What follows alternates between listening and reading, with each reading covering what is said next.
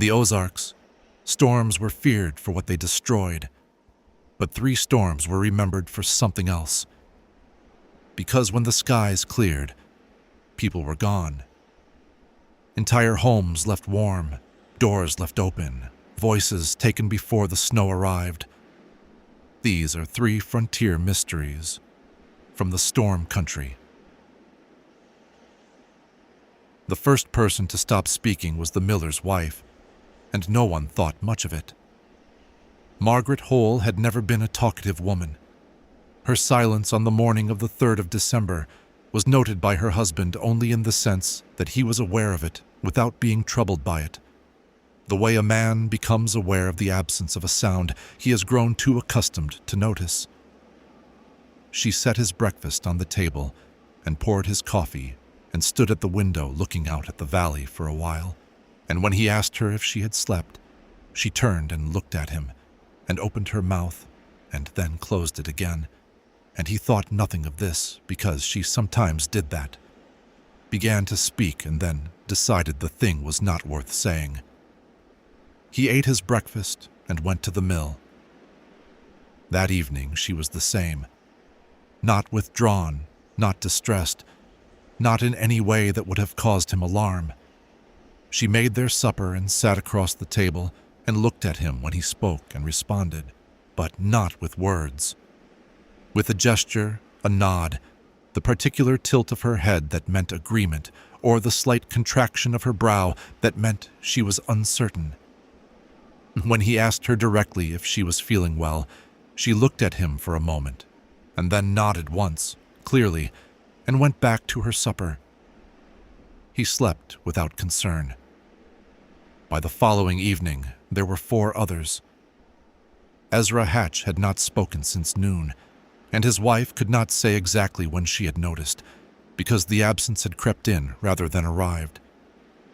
The Garfield boy, who was 11 and rarely silent under any circumstances, had sat through supper without a word, staring at the table with an expression his mother could not read. The woman who kept the trading post at the south end of the valley, a widow named Prentice, who conducted all her business in rapid, efficient speech, had locked her door at midday and not opened it again. And August Collum, who was 73 years old and had lived in Harrow Valley since before it was called Harrow Valley, had come to the door of his son's house that evening and stood in the cold for a long time before his son noticed him and opened the door. And when he was brought inside and sat by the fire, he looked at his son and his son's wife and their 3 children with an expression that his son would describe later, to anyone who would listen, as the expression of a man who has been trying to say something for a very long time and has finally accepted that he will not be able to. August Collum had not spoken, but he had tried. His son was certain of that. He had opened his mouth and shaped it toward words, and the words had not come, and what was in his eyes in that moment was not confusion. It was recognition.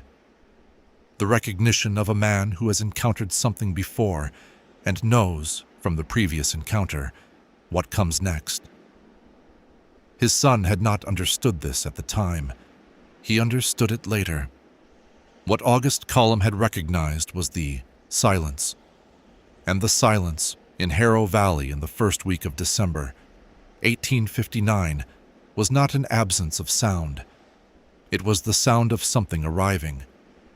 The valley itself has a quality that is worth understanding before the events of December 1859 can be properly placed within it.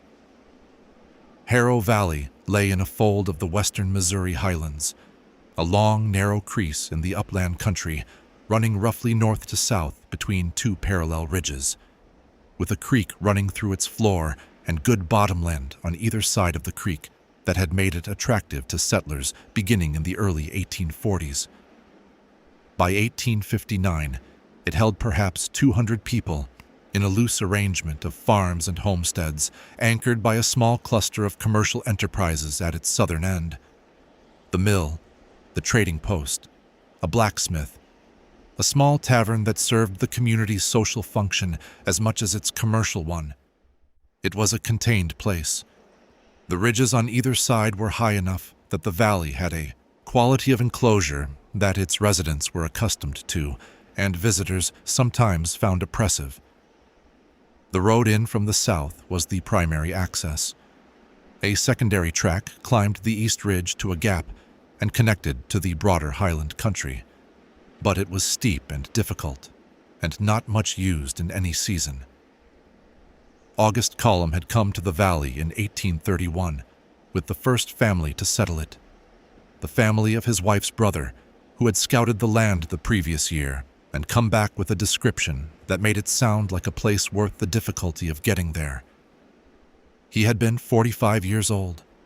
He had built his first cabin in the valley's second year, and his second, larger one, in its fifth, and he had farmed the same ground for 28 years. His wife had died in the valley. 2 of his children had been born in it. He knew its character in every season and every kind of weather, the way a man knows the character of a person he has lived beside for decades.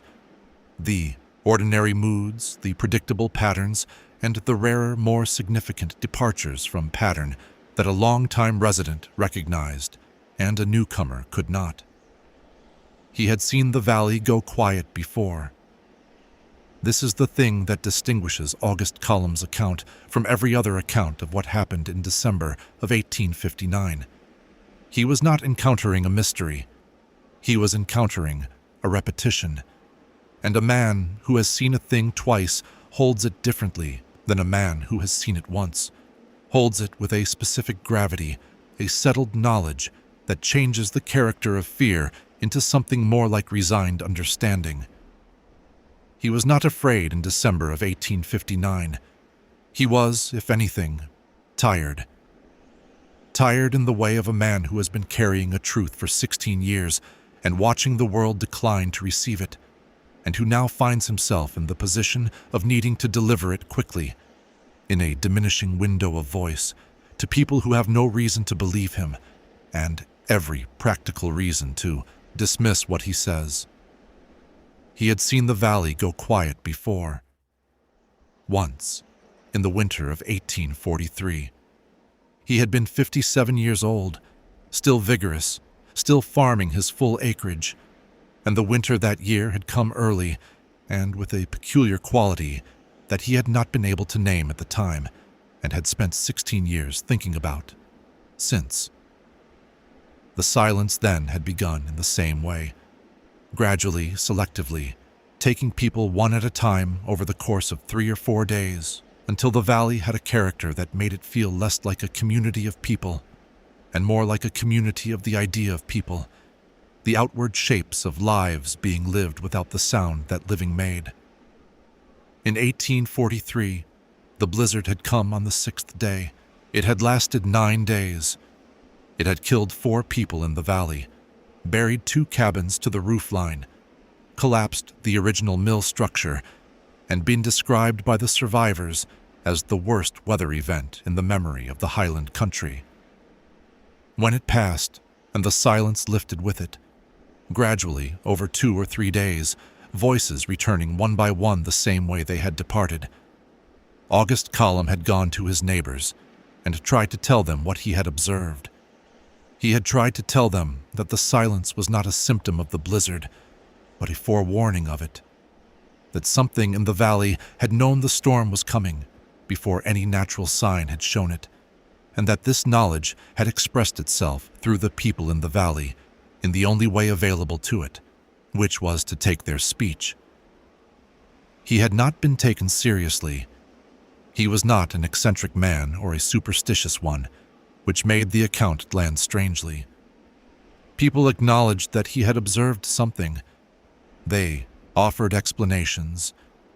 The oppressive early cold produced a kind of stupor that affected speech, or the psychological weight of isolation under bad weather created symptoms in susceptible individuals, or the particular quality of the valley's air in extreme cold interfered with the mechanism of voice in ways that were not well understood.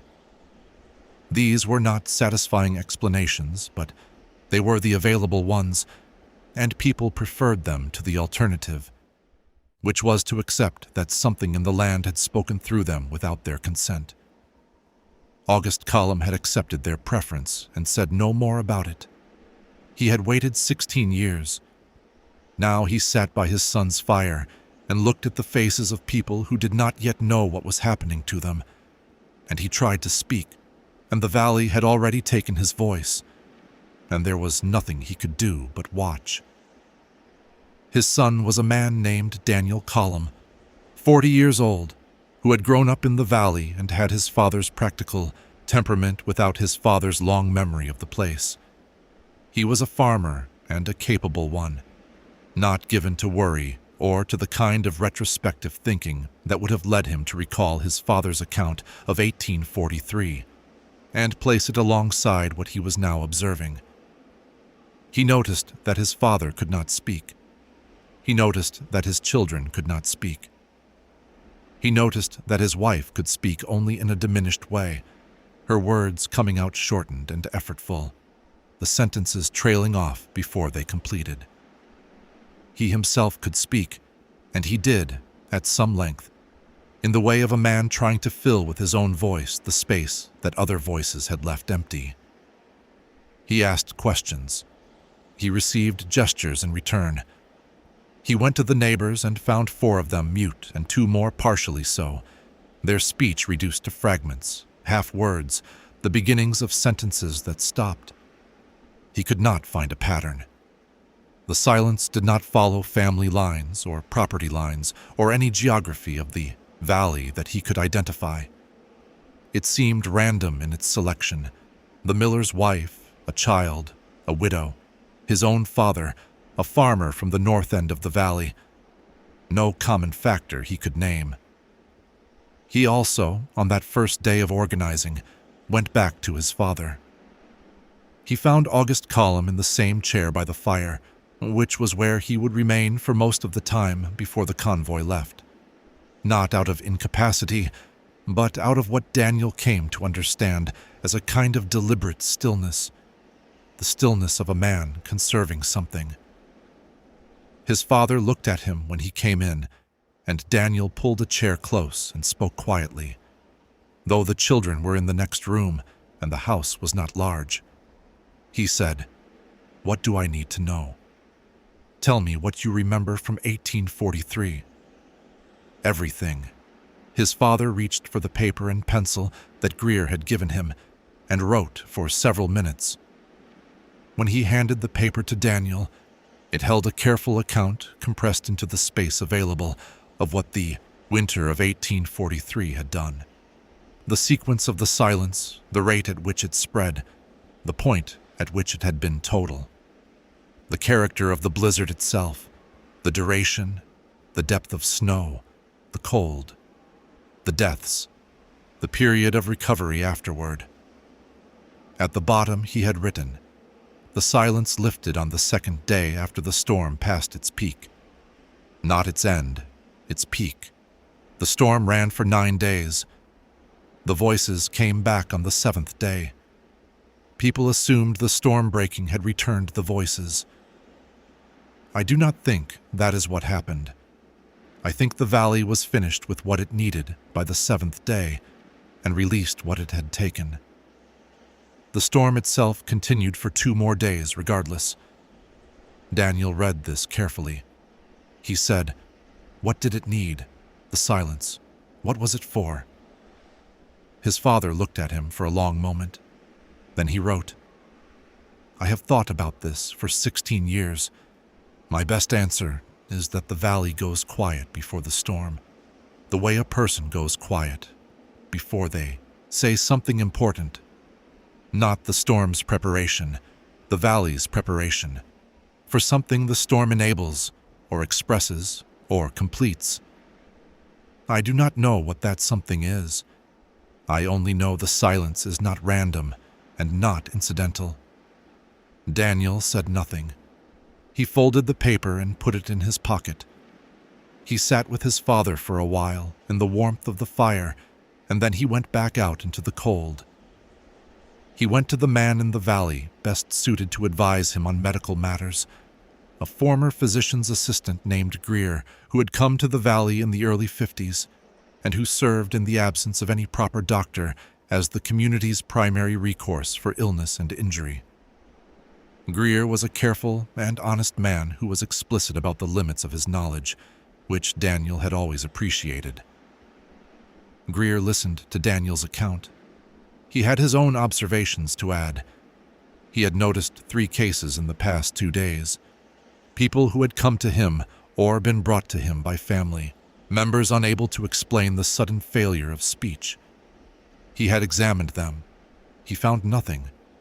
No throat inflammation, no apparent obstruction, no fever, no other symptom of illness. The mechanism of the voice appeared intact. The will to speak appeared intact. The words simply did not come. He said he did not know what he was looking at. He said, "Your father has seen this before." Daniel said, "My father cannot speak." Greer was quiet for a moment. Then he said, "I know. He came to me this morning. Before he lost it entirely, he came to me, and I could see he was trying to tell me something, and he could not get it out. I gave him paper and a pencil." Daniel said, "What did he write?" Greer went to his shelf and took down a folded piece of paper and opened it on the table. August Cullum's handwriting was old-fashioned and precise, the script of a man who had learned to write in an earlier era and had maintained the habit with care. The words on the paper were these: "It happened before. 1843. The silence comes first, and the storm follows. 6 days between them in 1843. Count from the first one who cannot speak. The storm will be worse than anything the valley has seen. Do not wait for it. Get the people out while there is still voice enough to organize them." Daniel read this twice. He looked at Greer. He said, "How many people have lost their voices?" Greer said he had counted 11 confirmed and suspected perhaps 6 more based on reports from families. Daniel asked, "What day did it start?" Greer said, "The 3rd of December, Margaret Hole." Daniel was quiet for a moment, calculating. He said, "That was 3 days ago." Greer said, "Yes, 3 days gone, 3 days remaining, if his father's accounting was correct. 3 days to organize 200 people in a valley, with 1 road out, in the beginning of winter, on the word of an old man who could no longer speak, and a pattern that had occurred exactly once before, 16 years ago, and had not been taken seriously at the time." He picked up the paper and went home. The next morning he went door to door. He brought the paper. He showed it to every family he could reach, reading it aloud when he read it, and leaving it for a moment for those who wanted to hold it themselves. He told them what he knew, which was limited. 11 people unable to speak, the number growing, a warning from a man who had lived in this valley since before most of them were born. The responses were what he expected, which was not one thing, but several things simultaneously. There was skepticism. A pattern drawn from a single prior instance was not a pattern, some said, and an old man's memory of an event 16 years past was not a reliable foundation for disrupting the lives of 200 people in the dead of winter. There was the practical objection. December travel on the mountain roads was dangerous. Taking families out of their winter-ready homes into cold and uncertain country on the strength of a handwritten note was its own kind of risk. There was also, he noticed, fear.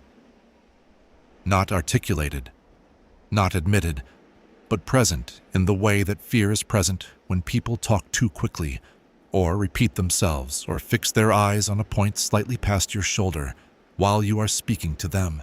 They were afraid, and they were managing their fear by maintaining the argument against it. He went to 9 families that morning. He could not reach the north end of the valley in one day. He planned to go further in the afternoon. At the fourth house he visited, the husband opened the door and spoke normally, and the wife stood behind him and did not. She was not distressed. She looked at Daniel with calm, clear eyes, and when her husband relayed what Daniel said, she nodded slowly, and when the husband asked if she agreed to go, she nodded again, and that was the full extent of her participation in a decision about abandoning her home in December. At the sixth house, no one came to the door when he knocked, and when he pushed it open, he found the family at their breakfast table. Father, mother, 3 children, all of them silent, all of them looking at the door with expressions he could not read and did not try to. The youngest child, who was perhaps 5, had been eating porridge and had a spoon in her hand, and she simply looked at him with the large, direct gaze of a young child and said nothing and went back to her porridge when he set the paper on the table. He left the paper on the table and went. At the 7th house, the man who answered was one of the valley's most capable and sensible farmers, a man Daniel respected and trusted. He listened to Daniel's account without interruption and read the paper and handed it back and said, "What do you need?" Daniel said, "Help, someone to take the north end while I take the south." The man said, "Give me an hour." His name was Fletcher, and he is one of the reasons any of what happened next was possible. They spent the rest of that afternoon moving through the valley, going door to door in the order that made the most geographic sense, covering the southern half, while Fletcher worked north from the center. At each house, the conversation followed a similar arc. Daniel explained. He showed the paper. He waited. He answered the objections he could answer and acknowledged the ones he could not. He kept his voice steady and his manner practical, because he had understood early in the afternoon that the most useful thing he could do was refuse to be afraid, or refuse to show that he was, which in practice amounted to the same thing. At 2 of the houses he visited, the silence had arrived while he was standing in the doorway. Not dramatically. He would not have noticed if he had not been listening for it.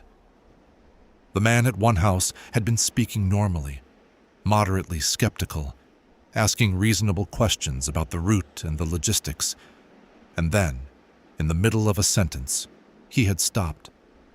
Not because he had finished the thought. The sentence simply ceased. He had stood for a moment and then tried again, and the attempt produced nothing. His mouth moved. The breath came, but no voice. He had looked at Daniel with an expression that was half bewilderment and half the beginning of understanding, and Daniel had taken his arm and said, "Pack what you need for a week. I will wait." The man had packed. His wife had packed. They had come. By evening, when the light failed and Daniel could no longer move safely between properties, he had spoken to 31 families. 23 of them had agreed to go. 8 had declined or been unreachable. He went home and made his lists and tried to eat something and did not sleep well and was up before dawn. By the afternoon of the 4th day, 17 people in Harrow Valley could not speak. The silence was accelerating. In the first 2 days, it had taken perhaps 8 people, slowly enough that it had gone unnoticed as a pattern until Daniel began counting. In the 3rd day, it had taken 3 more. In the morning of the 4th day, 4.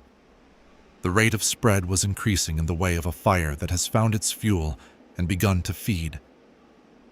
Daniel had developed, by necessity, a system for tracking the affected.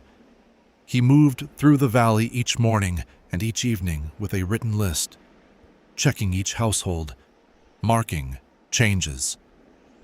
It was a grim kind of accounting, not a record of illness exactly, because there was no illness to record, no fever, no pain, no deterioration of the body. Only the voice, only the specific and total absence of the voice in people who were otherwise themselves, who ate, who worked, who tended their animals and their children and their households, who looked at you with clear and present eyes and communicated everything they needed to communicate without a word. What he found hardest, he would say later, was not the silence itself, but the communication that persisted inside it. The affected had not become unreachable. They had become differently reachable. A gesture from his father said more than most men said in a paragraph.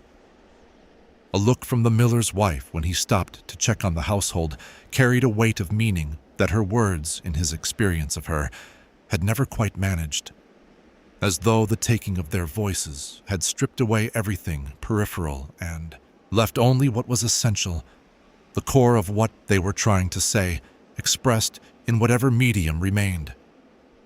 He found this observation disturbing in a way he could not immediately account for, and when he examined the disturbance, he understood it. It implied that the silence had not simply removed something. It had also revealed something, and a thing that could do both, take and reveal simultaneously, was a thing that understood what it was taking. A thing with intention toward its subjects. He did not speak this aloud. He wrote it in his journal that evening, and then crossed it out, and then left it crossed out, because the crossing out felt dishonest, and the honesty felt necessary. He continued his rounds. Daniel could still speak. His voice was his, full and clear, and he used it constantly, organizing, persuading, arguing, repeating his father's warning to anyone who would hear it. Fletcher could still speak, and Fletcher's wife and Greer, and a dozen others who were working alongside Daniel to move the reluctant, and comfort the frightened, and pack what was essential, and get animals into a condition for travel. Not everyone could be persuaded. Of the roughly 40 families in the valley, 12 declined to go. Some of these were among the affected, people who could not speak their refusal, but communicated it through gesture and posture, and the simple act of sitting down at their own table and not moving. Others were unaffected and refused on practical grounds or stubbornness, or the specific pride of people who have survived hard country for years and do not accept the proposition that anything could make them leave their own home in December. Daniel went back to his father. August Collum sat by the fire where he had been sitting for 2 days, and his expression when Daniel came in was the expression of a man watching something he cannot stop. His eyes were clear. His mind was clearly intact. He simply had no access to his voice, and he had exhausted the paper and pencil option in the note he had given Greer 2 days before, and what remained was his face, and his face said, "You are doing what can be done. That is all there is." Daniel sat with him for a while. He said, "In 1843, did people leave before the storm?" His father shook his head. He said, "Did the storm find them anyway?" His father looked at the fire for a long time. Then he nodded, once, slowly. Daniel said, "I'll get as many out as I can." His father reached over and put his hand on Daniel's arm and kept it there for a moment, and then let go, and went back to looking at the fire. Daniel went out into the cold. The convoy left on the morning of the 5th day. 63 people, 12 wagons and a collection of horses and mules and 2 milk cows that a family named Sutton refused to leave behind, and that in the end proved their worth when the group spent a night on the mountain road with no other source of food. Fletcher organized the wagons.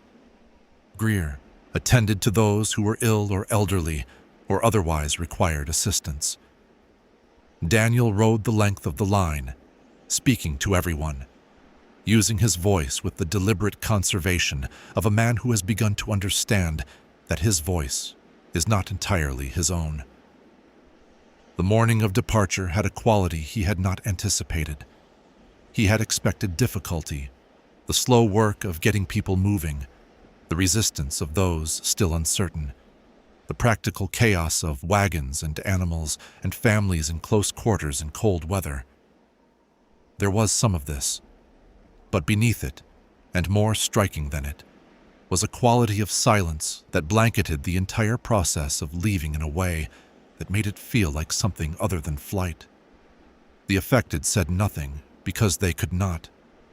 The unaffected spoke in low voices, or not at all, as though the valley's silence had extended itself to them by proximity or sympathy. Even the children were quiet. Even the animals moved without their usual complaint. The valley let them go without sound. He thought about this as he rode the length of the line, checking each wagon, counting heads. 63 people moving out of a valley that held 200, on the strength of a warning from a man who could no longer speak. He thought about the 30 families staying, the 12 who had refused outright, and the ones he had not been able to reach. The ones on the far north end of the valley who would not know about the convoy until it was already gone, if they ever knew. He thought about what he was leaving behind, and whether leaving was the right name for it. His father was in the second wagon, wrapped in quilts, sitting upright with his back against the wagon's sideboard so he could watch the valley as they moved through it. He watched the farmsteads they passed, the familiar properties, the fields he had helped to clear 30 years earlier, the community he had lived inside since before it was a community. He watched it with an expression that Daniel, riding past him, saw from a distance and could not hold in his memory precisely afterward, could only say that it was not grief and was not relief and was something that required a different word he did not have.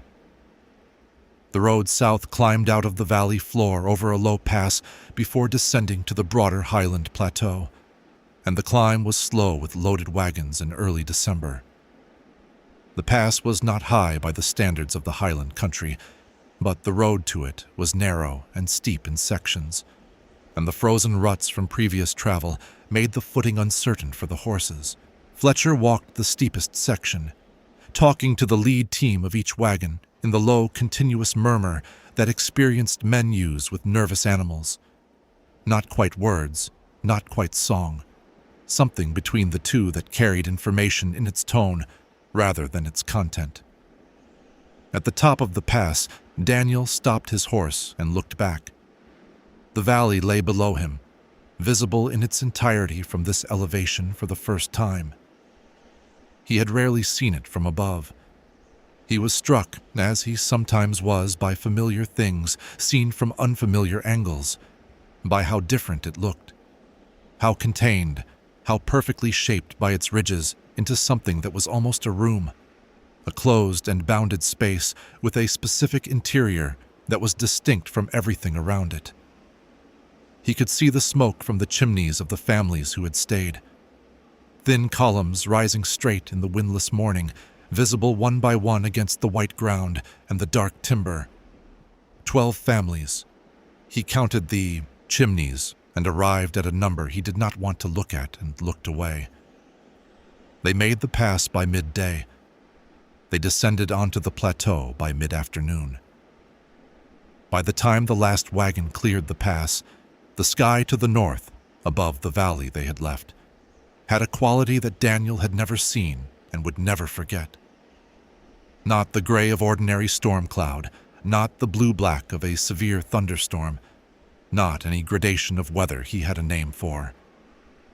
A white, a particular luminous white, like the white of a sun seen through very thick cloud, that covered the northern sky completely and was moving south at a pace that seemed, to a man on horseback watching it, slow and inevitable and absolute.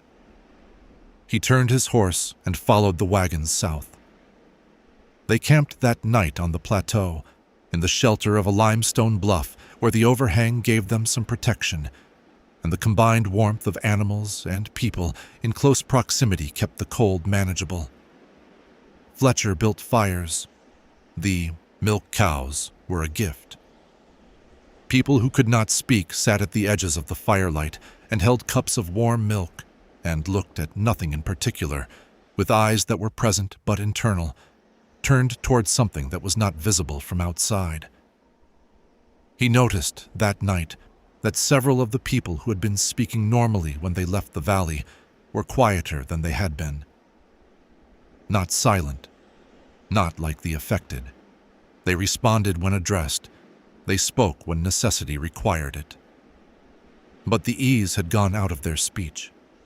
The words came slowly, with a slight effortfulness, as though something were pressing against them from the inside. He watched this and did not say anything about it, and in the morning it seemed to have passed. He asked Greer about it quietly, out of earshot of the others. Greer said he had noticed the same thing. He said he thought the reach of whatever the valley was doing extended some distance beyond the valley itself, that the edge of the silence was not clean and sharp but diffuse, and that people who had been near the valley for the past several days had been at the edge of its reach even after they left. He said, "I think if we had stayed another day, we would have lost another 10. Daniel looked back at the ridge behind them, at the dark line of the pass against the white sky. He said, "I think if we had stayed another day, we would not have been able to organize ourselves to leave." Greer was quiet for a moment. He said, "Yes, I think that is likely." They said nothing more about it and went back to the fires. Daniel sat with his father that night, close to the fire. He asked questions that required only a nod or a shake, conserving the one-sided conversation into the essentials. Are you cold? Are you in pain? Are you frightened? His father shook his head to the last one. Not frightened. Daniel said, "What is it then?" His father looked at him for a long moment and then did something Daniel had not expected. He reached over and pointed, not at Daniel, not at the fire, but at the ground, at the earth under the snow. Daniel looked at the ground and then back at his father. His father kept pointing at the ground, at the plateau they were camped on, the highland country outside the valley, the ordinary world of stone and soil and tree. Then he pointed back in the direction they had come, over his shoulder, toward the valley hidden behind the dark ridge. Daniel waited. His father made the gesture again, and then a third time, and Daniel watched him do it and tried to understand what he was being shown. The ground here was different from the ground there. That was what the gesture said, as plainly as a gesture could say anything. The ground here, the plateau, the open country, was ground. The ground there, the valley, the place enclosed by its ridges, was something else. Something that the old man had spent 28 years living on and 16 years thinking about and still could not name except to say, "It is not the same. It has never been the same. What lives in that valley is not what lives out here, and what happens in that valley when the weather turns is not what happens anywhere else. And I have known this for a long time, and I could not make anyone hear me." Daniel looked at his father's face in the firelight. He said, "You tried to tell us." His father looked at him with the specific patience of a man who has learned to hold a thing for a very long time. Daniel said, "I'm sorry." His father shook his head.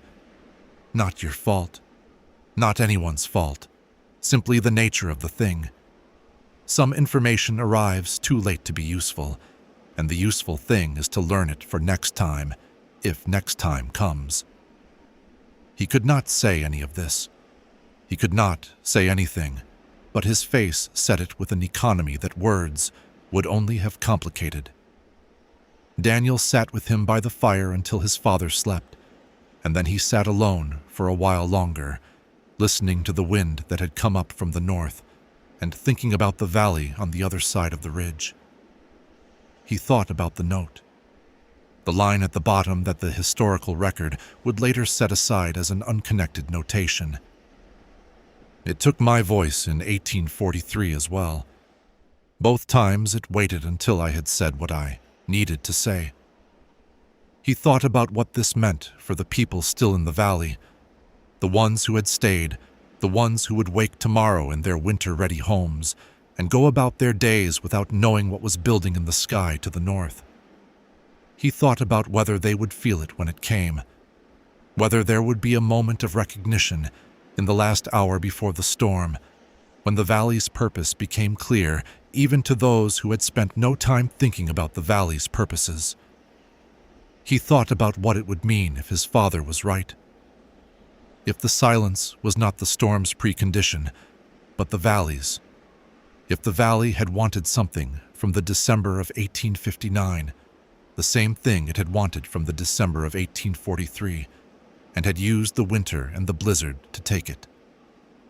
If the two missing families, the couple on the north end, the young family with the small children, had not simply perished in the cold, but had been taken in a more deliberate sense by a place that had been waiting for the conditions under which it could take them.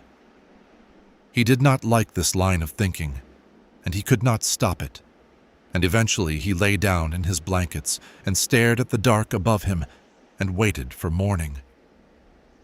In the morning it was ordinary, the plateau under ordinary winter sky, the convoy stirring, the fires rebuilt, the animals fed. The ordinary work of a group of people in difficult circumstances, which was demanding enough to occupy the full attention and leave no room for the things that required more than full attention to hold. He got up and did his share of the ordinary work and was grateful for it. The blizzard reached Harrow Valley on the evening of the 5th day and stayed for 11 days. The people on the plateau felt the edges of it, 3 days of wind and hard snow that tested their camp but did not threaten it. They heard it before they felt it.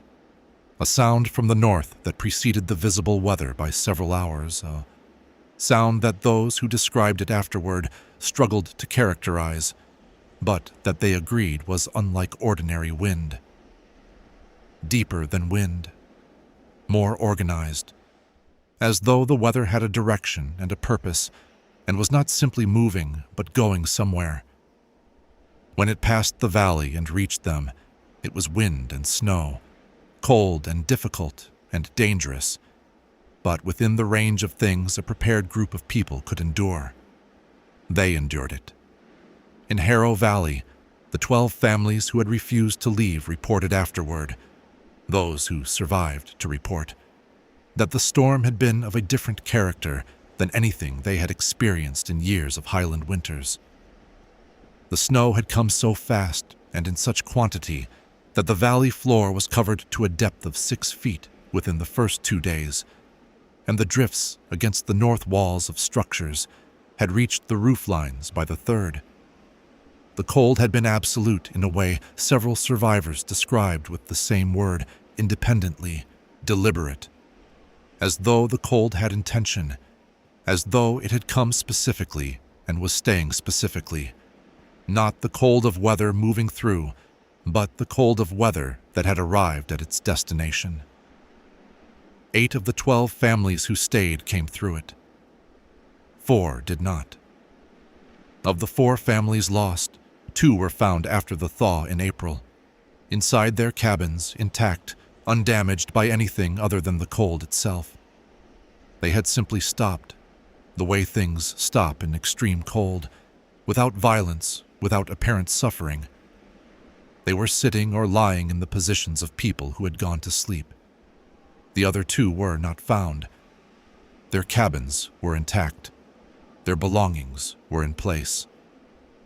The animals they had kept in the barn were dead from the cold. The families themselves, a couple in their 60s who had farmed the north end of the valley for 15 years, and a young family with 2 small children who had arrived only the previous spring, were absent. No trace of them was found in the cabin or in the surrounding snow when it finally melted in the spring. The investigation that followed was brief and inconclusive. The official account noted that the families had likely perished in the storm, and that their remains had been displaced or obscured by the extreme snowfall and subsequent melt. This was the available explanation, and it was not entirely implausible, and it was accepted by the county authorities who compiled the record.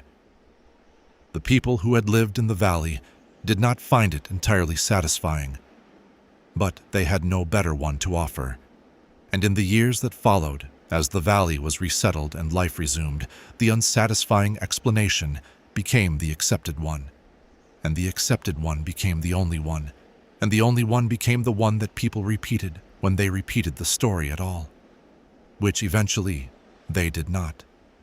The silence had begun to lift from the survivors on the second day after the convoy left the valley. It did not lift all at once. It returned the way it had departed, gradually, one person at a time, over the course of 2 or 3 days. The first words were halting and tentative, as though the speakers were not entirely certain the faculty had returned and were testing it carefully. By the time they came down from the plateau and found shelter in the nearest settlement to the south, most of the affected were speaking again, if not with their full usual ease. August Column recovered his voice on the 3rd day. His first words, his daughter-in-law reported, were addressed to no one in particular.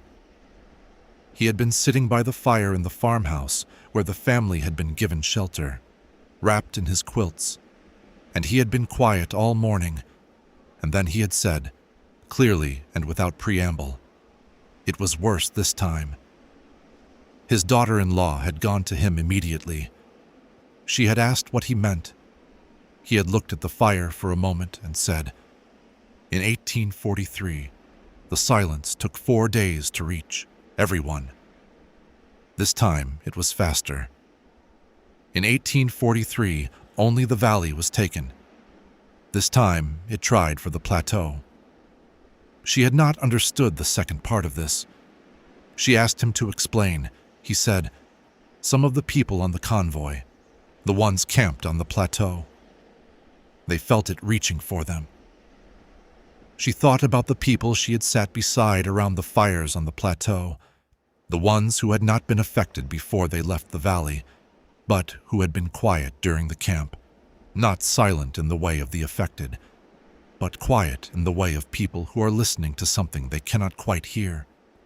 She said, "What was it reaching for?"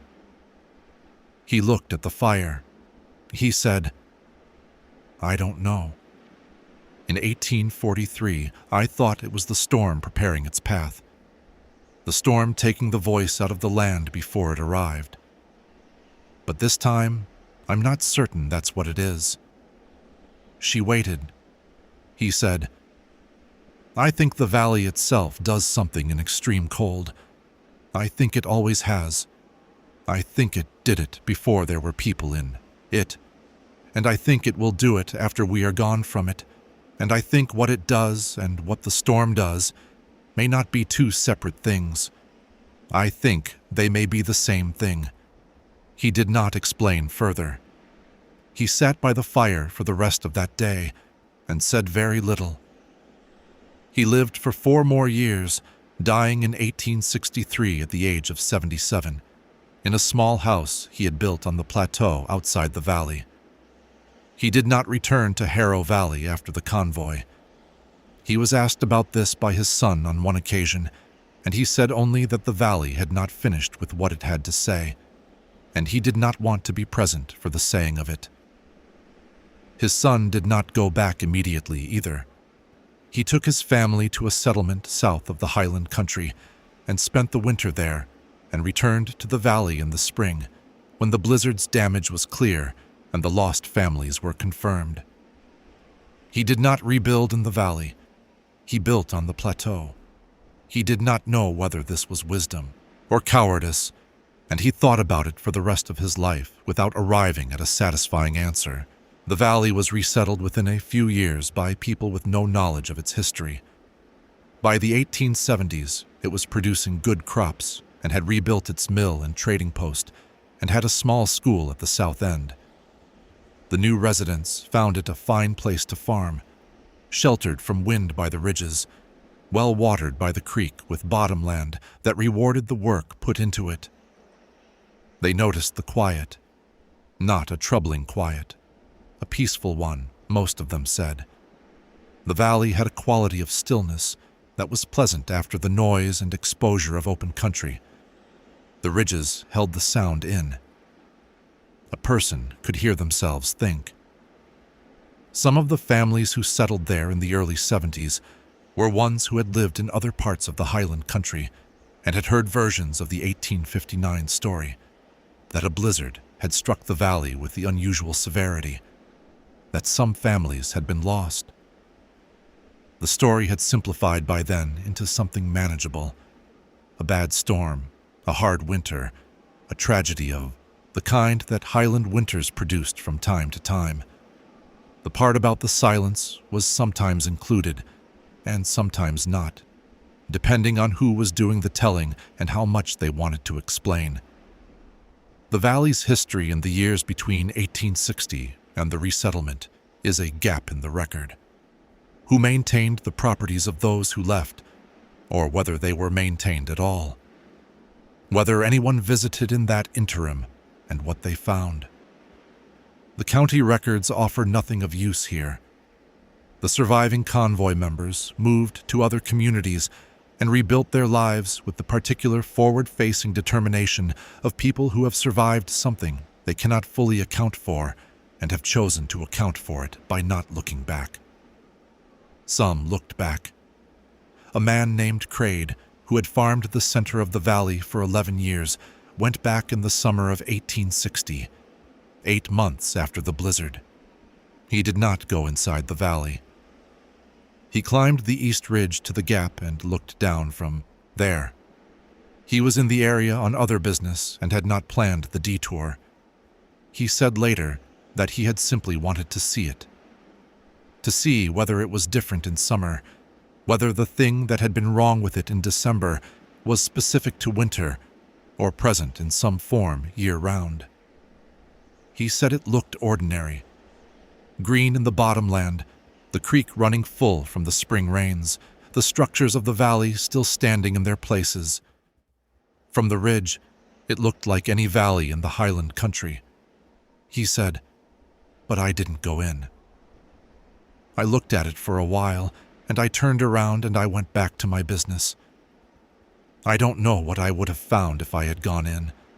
I decided I didn't need to know." This decision, the choice not to test the ordinary appearance of the thing, is perhaps the most honest record we have of how the convoy survivors related to the valley in the years immediately after. They did not return. They rebuilt. They told the story when they told it and did not when they did not. They watched the valley fill with new people who did not know its history, and they did not, for the most part, go to those people with the history. They were not certain what use the history would be. They were not certain the new residents would hear it the way it needed to be heard. One family who moved into the valley in 1872 had a grandmother who had been on the convoy in 1859. She was in her 70s by then, still capable, still clear in her memory, and she lived with them in the valley for 3 years before her death. She had not wanted to come back, and she had come only because her family was coming, and she would not be separated from them. Her granddaughter, who was 12 when they moved in and 15 when the grandmother died, said later that the old woman had spent her 3 years in the valley in a state of continuous attention that she could only describe as watchfulness, not fear, not dread, the particular vigilance of someone who knows what they are watching for and is watching for it always, in the periphery of every day. The old woman had told the granddaughter, in one of the last conversations they had, that the valley was not a bad place. She wanted to be clear about that. It was not a bad place in the way of a place that wished harm to the people in it. It was a place that was simply not entirely for people, that had a life of its own that preceded and would outlast the people who farmed it. and that expressed this life on occasion in ways that people were not built to understand or withstand. She said this without bitterness and without fear, as a statement of fact. She said, "The worst part in 1859 was not the silence. The silence you could manage. You had your hands, you had your face, you had the ways people communicate when words are gone. The worst part was watching my husband try to speak and knowing that what was using his voice was not him, that something had put its weight on the speaking part of him and held it down, and all he could do was look at me with his eyes and wait for it to let him up again." She said, "That is the thing I cannot forget. Not the storm, not the lost families, the look in his eyes while the valley held his voice." She said nothing further on the subject. She died in the spring of 1875 and was buried on the hillside above the valley in the cemetery that the new settlement had established there, where her grave still is. In the years immediately following the winter of 1859, Daniel Cullum spoke about what had happened to anyone who would listen, and to some who would not. He was not a dramatic man, and he did not tell the story dramatically. He told it the way his father had told him things, with care for the facts and with explicit acknowledgement of what he did not know, and with a consistent refusal to embellish beyond what he had observed. He was not always believed. He was often partly believed, in the way that accounts of unusual events are partly believed when they come from credible sources, the extraordinary elements set aside and the ordinary ones accepted, the result being a story that is accurate in its outline and wrong in its character. He wrote to the county authorities in the spring of 1860. He wrote a longer account the following year, which he sent to several people he thought might take it seriously. One of these was a professor at a college in St. Louis, who had written on the subject of unusual weather phenomena in the Highland country. The professor did not respond. He wrote to his father's family in the eastern part of the state, where relatives he had never met received the account and filed it among family papers, where it stayed for decades. He wrote in the last year of his life, a long document addressed to no one in particular, that his children found among his belongings after his death, and that one of them copied by hand and kept, and that the other two did not know what to do with. He died in 1887. He never returned to Harrow Valley. He never fully made his peace with the 12 families he had left behind, though he acknowledged when pressed that he could not have forced them to go and that the choice had been theirs to make. He said once, to his son, who asked him directly, "I carry the ones I could not reach, the ones on the north end who never knew the convoy was leaving. I carry them differently than the ones who chose to stay, but I carry them all." His son asked if he thought the ones who were lost, the 2 families who were never found, had suffered. Daniel thought about this for a long time. He said, "I don't know. I hope not. The valley didn't seem to me like a thing that wanted to cause suffering. It seemed like a thing that wanted something, and in the wanting of it, some people were simply in the path. Whether that is better or worse than cruelty, I cannot say. He could not say more than that. It was the closest he ever came to a conclusion, and he held it, loosely, as a man holds a tool he is not certain is the right one for the work. The records pertaining to the winter of 1859 in Harrow Valley are sparse and incomplete. The county records note the storm and its casualties in the brief administrative language of official documentation that has no framework for the stranger elements of what occurred. There is a deposition from Daniel Cullum, given to the county court in the spring of 1860, that covers the organization of the convoy and the losses among those who remained. It is a practical document, focused on the facts as they could be established, and it does not include the content of August Cullum's written note or the account of the voice. The note itself survived. It was preserved by Greer, the physician's assistant, who had received it from August Column on the morning before the convoy organized, and who kept it among his papers until his death, and then passed it, with the rest of his papers, to a nephew who eventually donated the collection to a county historical society in the 1890s. It remained in that collection, in a folder of miscellaneous documents from the 1850s and 1860s, largely unexamined, for many decades. A local historian who catalogued the collection in the early 1920s noted it briefly in her index as a document of uncertain provenance related to the blizzard of 1859, and moved on. The note reads exactly as it was recorded above. It is written on a piece of ordinary paper in a careful, old-fashioned hand. The words are steady. There is no sign of urgency or distress in the writing, no evidence that the man who wrote it was afraid. He was simply telling someone what he knew, as clearly and as usefully as he could, in the time he had before the valley finished taking what it had come for. At the bottom of the note, below the warning about the storm and the instruction to leave, there is a line that the historical record did not initially include, because the first person to transcribe the note read it as a separate notation unconnected to the main text. It is connected. It reads, "It took my voice in 1843 as well. Both times it waited until I had said what I needed to say. I do not know if this is mercy or if it simply had no use for silence until then."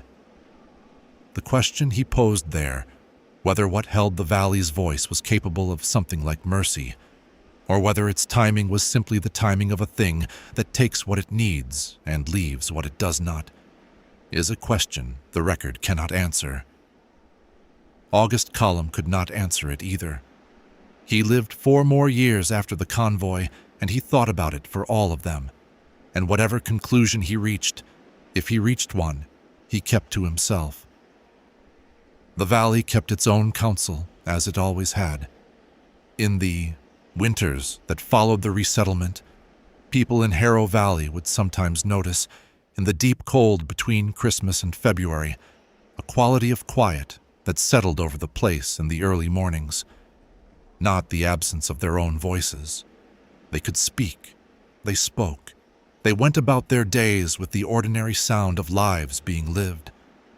But under the ordinary sound, at a depth that required stillness to hear it, there was something else. A quiet, within the quiet, a held breath. The long-time residents learned not to remark on it.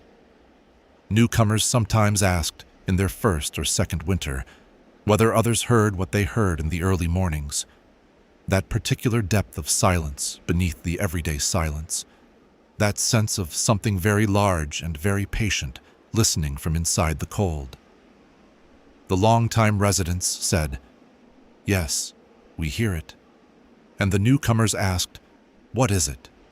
And the long-time residents said what they had learned to say, which was true and sufficient, and the only honest answer available.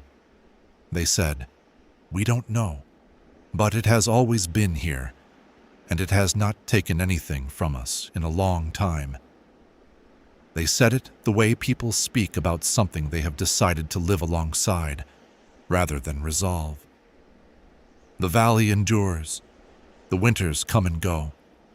The creek runs its course through bottomland that rewards the work put into it, and the ridges hold the sky in that particular way that enclosed places hold it, and the people who have come to it in the decades since 1859 have built their lives in it without incident that has been recorded. What goes unrecorded is the province of the people who choose not to record it, not from dishonesty, but from the practical understanding that some things do not fit into the forms that record-keeping provides. A quiet that seems deeper than weather. A morning in January when no one in the household speaks until the sun clears the east ridge, not because they cannot, but because the valley seems in that early hour to prefer it. Small things, the things that accumulate over years into a knowledge that no one article of evidence would justify, but that the accumulation makes undeniable. The valley has a preference. It has always had one. And in the deep of winter, when the cold is at its most complete and the world outside the ridges seems very far away, the valley expresses this preference in the only language available to it, which is silence. And the people who live within it have learned, over the generations, that this is not a thing to be resolved or resisted. It is only a thing to be known. The valley endures. The winters come and go. The silence in the deep cold settles in like a guest that knows it is welcome, whether invited or not. No one has heard the blizzard return. No one has stopped speaking since 1859. But there are mornings in January, in the hour before the light comes and the household sounds begin, when the valley holds a quality of attention that its residents can feel without being able to name, and they lie in their beds and do not speak, not because they cannot, but because the moment does not seem to call for it, because some silences are not empty, and some things that listen very carefully, and the valley has been listening for a very long time.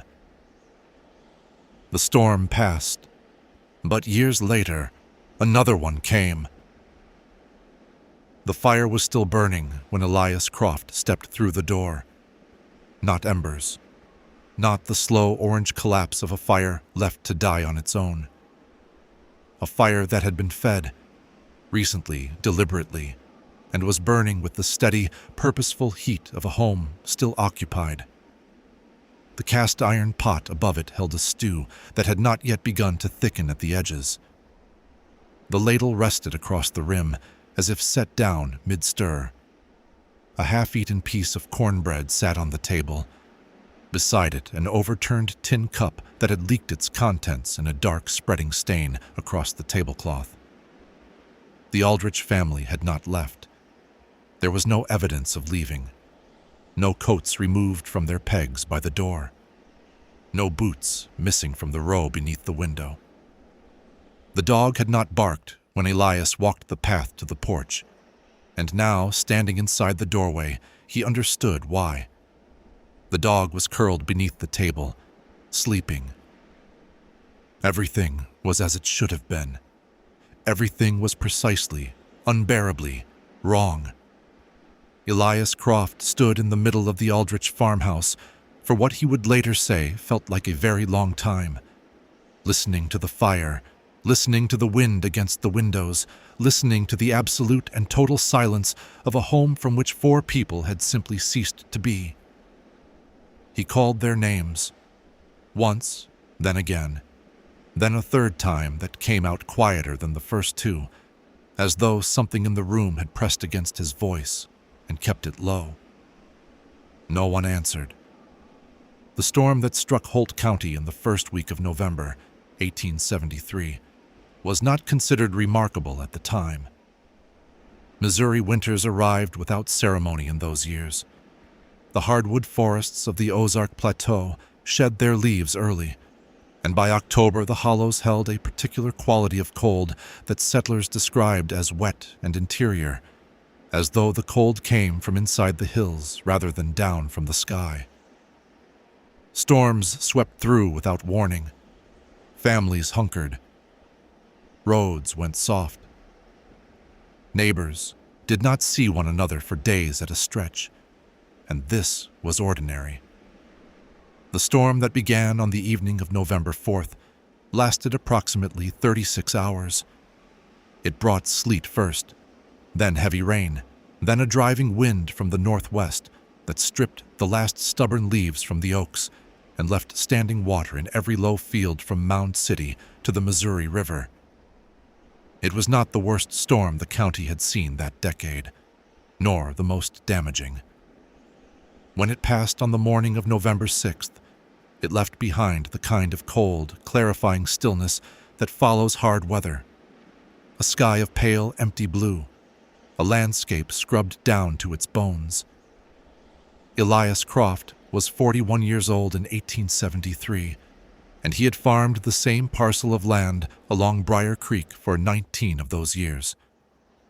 His property abutted the Aldrich farm to the northeast, separated by a strip of timber and a stretch of rocky pasture that both families used for grazing in warm months. He knew the Aldrich land nearly as well as his own. He knew its fence lines, its drainage patterns, the way the south field flooded in wet years, and how Thomas Aldrich had been meaning to cut a ditch for the better part of a decade without ever quite getting around to it. He knew the family, too. Thomas Aldrich was a few years older than Elias, quiet in the manner of men who work alone and do not feel the lack of company. His wife, Miriam, was known throughout the community as a capable and unsentimental woman who put up more preserves each autumn than any two other families combined and distributed them with a generosity that seemed born less from warmth than from sheer practicality. She had more than she needed, and waste was its own kind of failure. They had 2 children, a boy named Joel, who would have been 12 or 13 that November, and a girl named Clara, who was 8. Elias had seen the Aldrich family on the Sunday before the storm. He had passed Thomas on the road between their properties, and they had exchanged the usual words: the coming weather, the condition of the road, a brief discussion of whether the creek was like to flood. Thomas had seemed no different than usual, quiet, self-contained, going about his day with the methodical unhurry of a man who had made his peace with the pace of things. That was the last time anyone who could later be confirmed as reliable reported seeing any member of the Aldrich family alive. When the storm cleared and the roads dried enough to travel, Elias waited another day. This was not unusual. A day's mud was a day's work lost, and his own property required attention after the storm. He mended a section of fence that had gone down in the northwest pasture. He checked his root cellar. He drained the standing water from around the base of the barn. On the morning of November 8th, 2 days after the storm ended, he walked the path through the timber to check on his neighbors. He would say later, in the statement he gave to the county sheriff and again to the circuit judge who convened a brief inquiry in December, and again in various retellings over the following years, that he had not been alarmed as he walked. There was no premonition. The morning was cold and bright and ordinary. A pair of crows moved in the high, bare branches of the oaks along the path. A thin skim of frost still held in the shadows beneath the trees where the sun had not yet reached. He noticed the smoke first. It rose from the chimney of the Aldrich farmhouse in the way that smoke rises from a well-tended fire, steadily, thickly, moving straight up in the windless morning air, before bending gradually to the north. This was, in itself, not remarkable.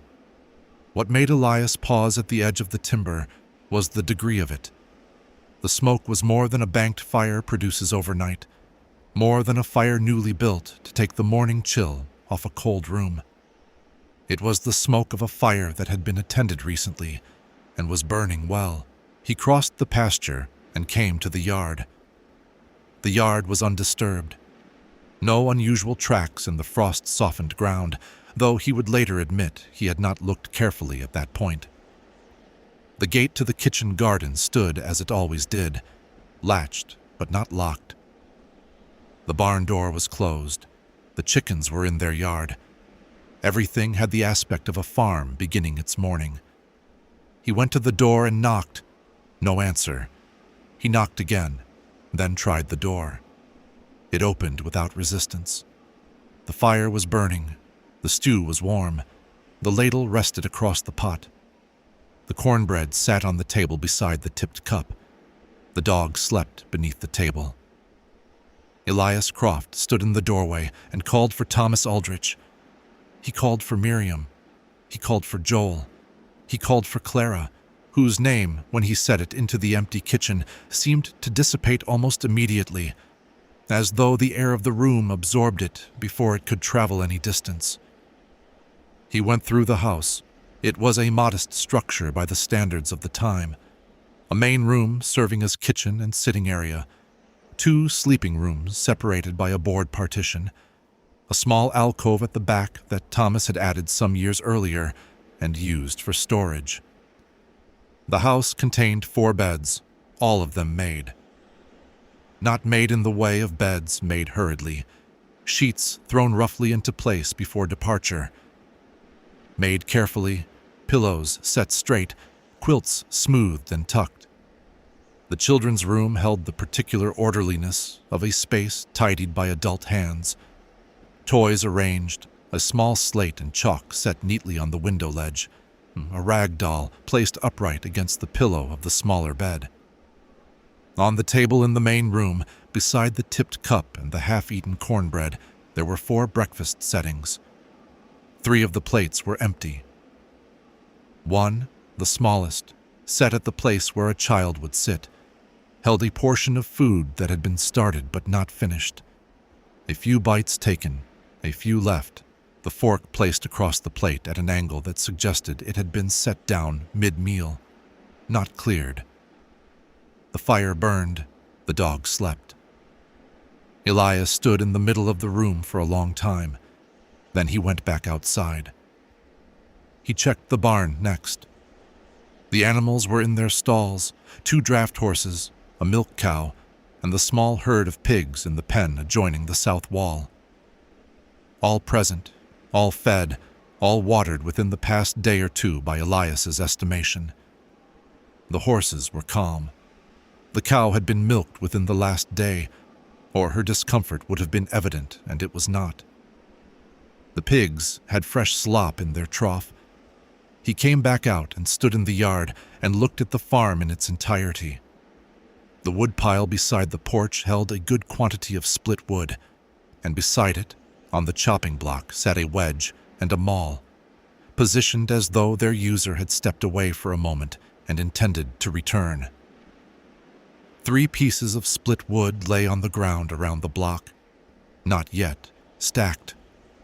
A 4th piece sat on the block itself, partly split, the wedge lodged in its grain. The kitchen garden, still holding a few late root vegetables under the protection of heavy mulch, had not been disturbed. The compost pile at the garden's edge was undisturbed. The outhouse door was ajar. Elias walked the property in an expanding circle, going slowly, watching the ground. The frost had not been heavy enough to preserve clear tracks, but the ground near the house was soft from the recent rain, and in soft ground there are always impressions. He found the usual traces of daily movement: the path from the house to the barn, the path to the woodpile, the path to the kitchen garden. These impressions were of varying age, some fresher than others, none of them suggesting anything beyond the ordinary traffic of a farm family going about its work. What he did not find was evidence of departure. He circled the house twice. He walked the fence line along the road. He went to the gate that opened onto the main path, the path he himself had used to approach, and crouched down and looked at the ground carefully. There were tracks in the soft earth at the gate.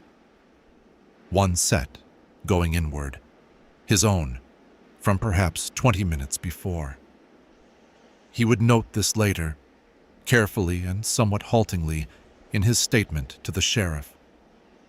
He was a practical man, and he knew the limits of reading ground. Frost could obscure, rain could soften and smooth, wind could move loose surface soil. He was not claiming certainty. He was only saying what he observed. He went back to the house. The fire was still burning.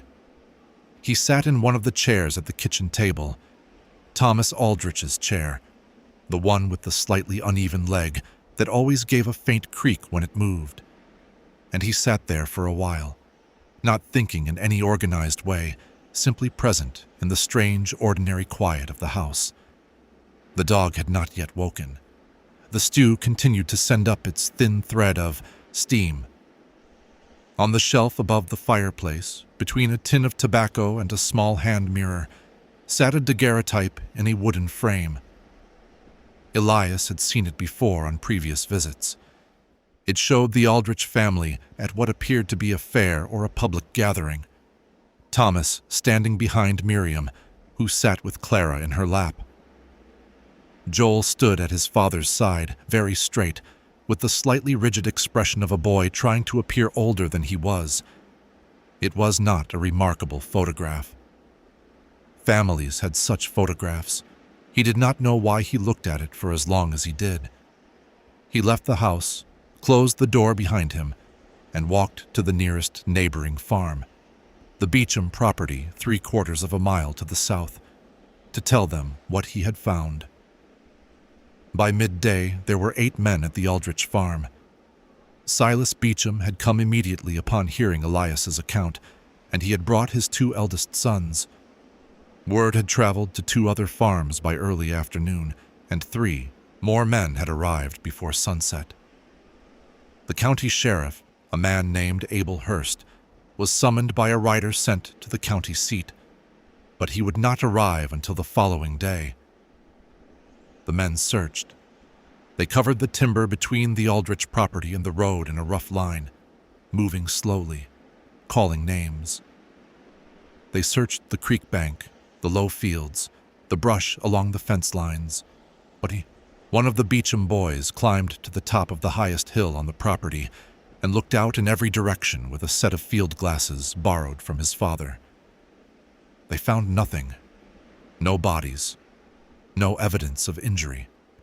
No blood anywhere on the property, inside or outside the house. No sign of violence, struggle, or forced entry. The house had not been disturbed by any hand but its own inhabitants. Every item was in its place, or very nearly so. The family Bible on its shelf. The winter clothes hung in the sleeping rooms. The boots in their row beneath the window. The boots, Elias pointed this out, to Silas Beecham that afternoon. 4 pairs of boots in their row beneath the front window. 1 large pair for Thomas. A smaller pair, Miriam's. 2 children's pairs, the boys with a small repair to the left sole that Elias had seen Miriam stitching one evening when he had come to return a borrowed tool. All 4 pairs were there, in November, in Missouri, after a storm. The men discussed this. Several explanations were offered.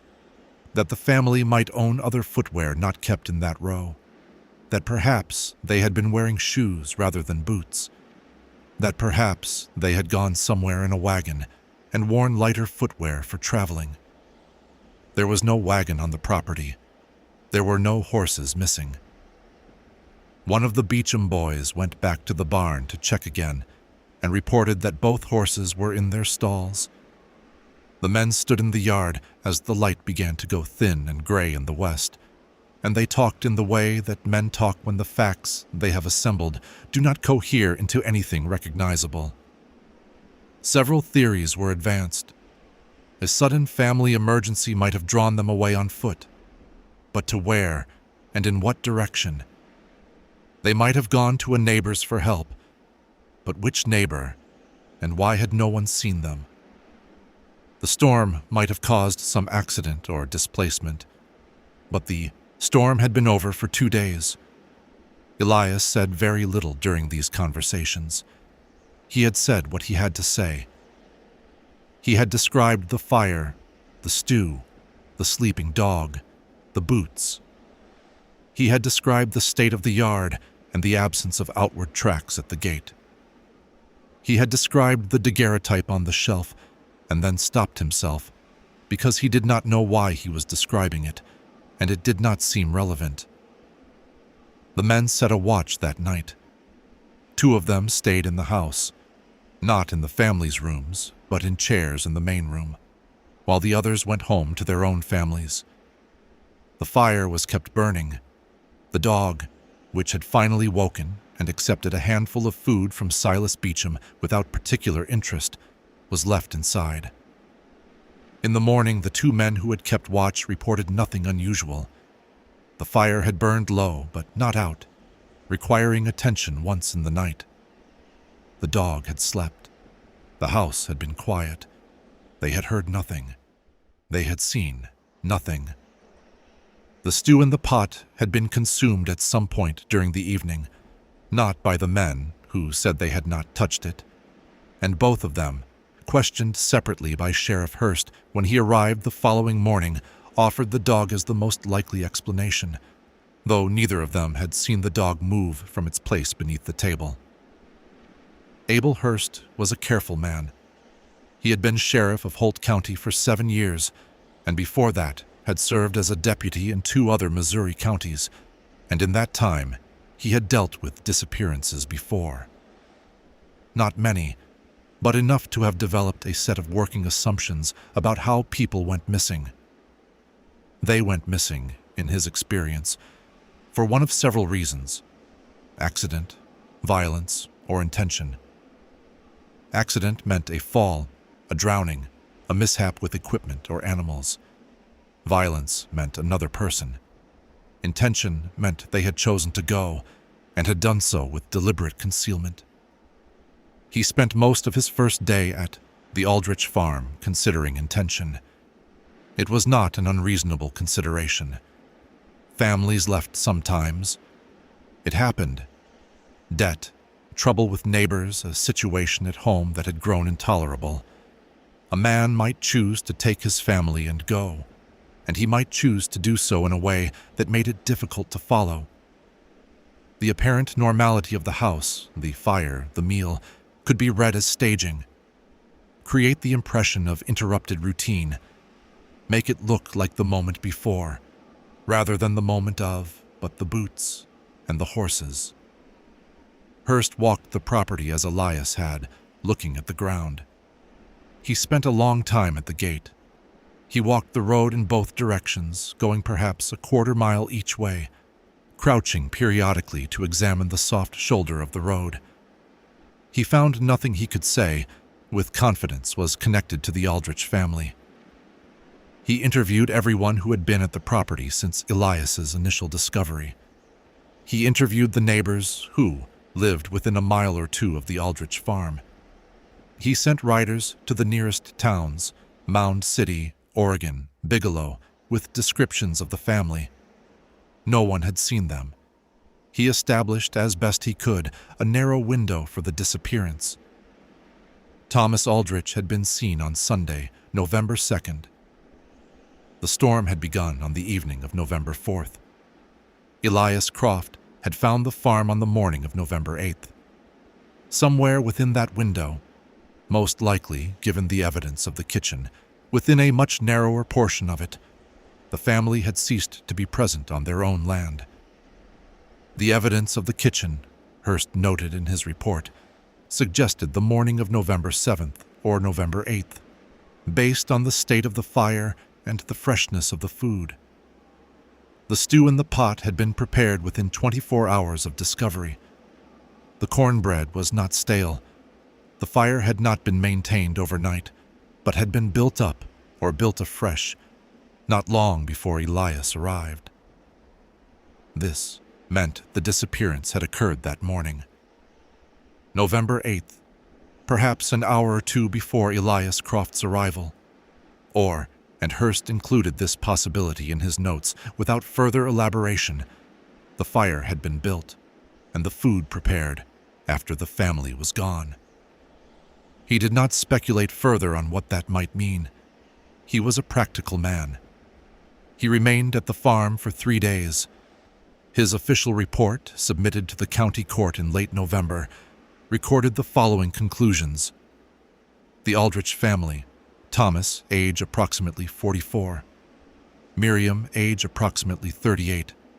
Joel, age 13, and Clara, age 8, had not been located, and their whereabouts were unknown. There was no evidence of foul play. There was no evidence of voluntary departure. The animals and property were intact. The circumstances of the disappearance were, in the sheriff's words, without satisfactory explanation at this time. The farm was put in the care of Elias Croft by informal arrangement while the court determined how to proceed. Elias fed the animals. He maintained the property. He went to the house each morning and each evening. He kept the fire burning. He did not speak of this to many people, and when he did speak of it, he did so carefully and without embellishment, aware of how it would be received. The dog.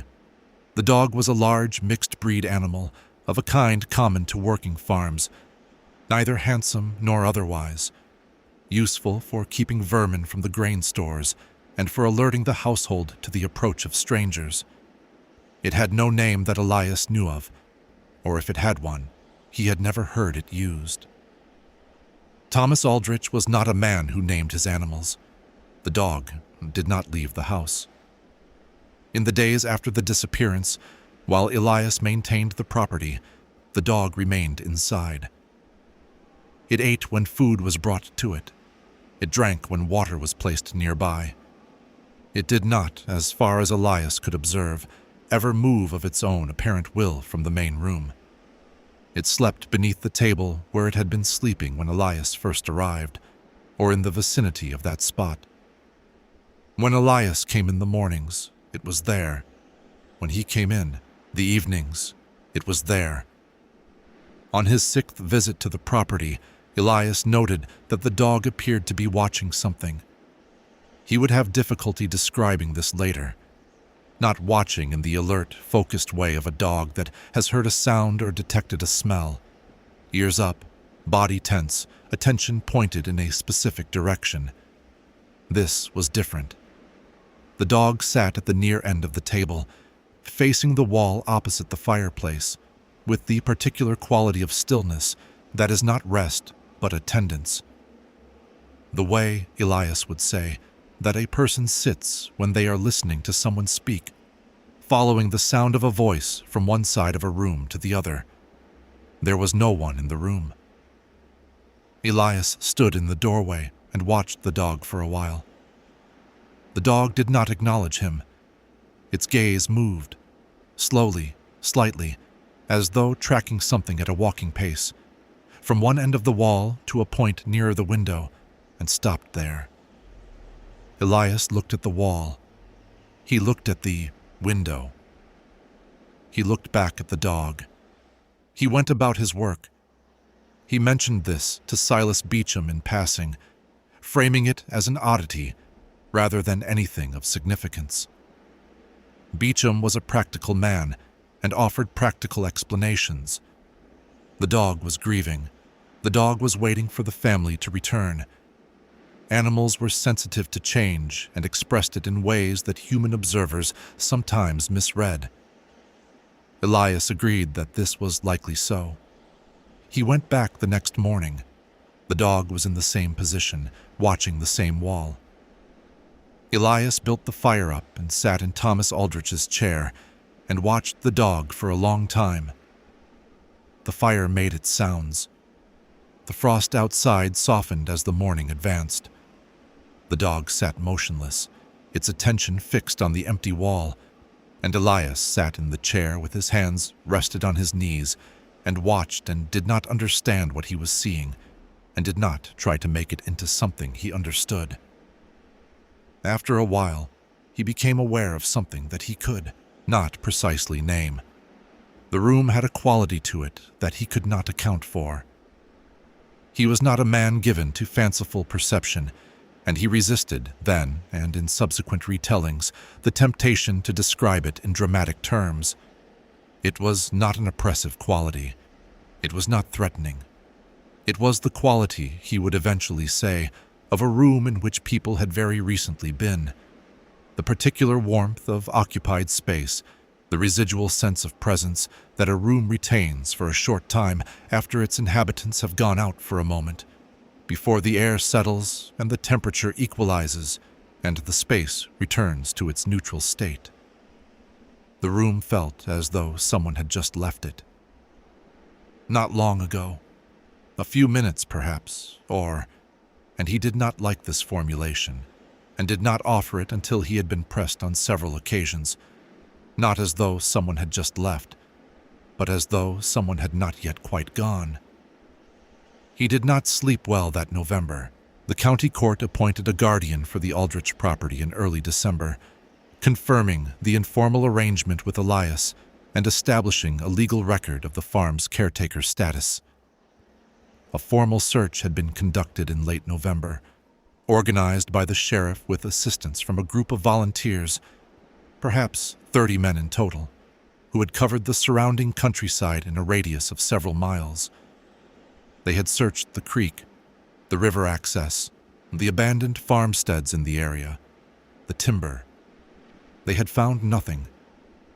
The farms nearest to the northwest, a property belonging to a family named Garrett who had arrived in the county only 2 years prior, reported something during the organized search that was included in the sheriff's supplementary notes and then not much discussed afterward.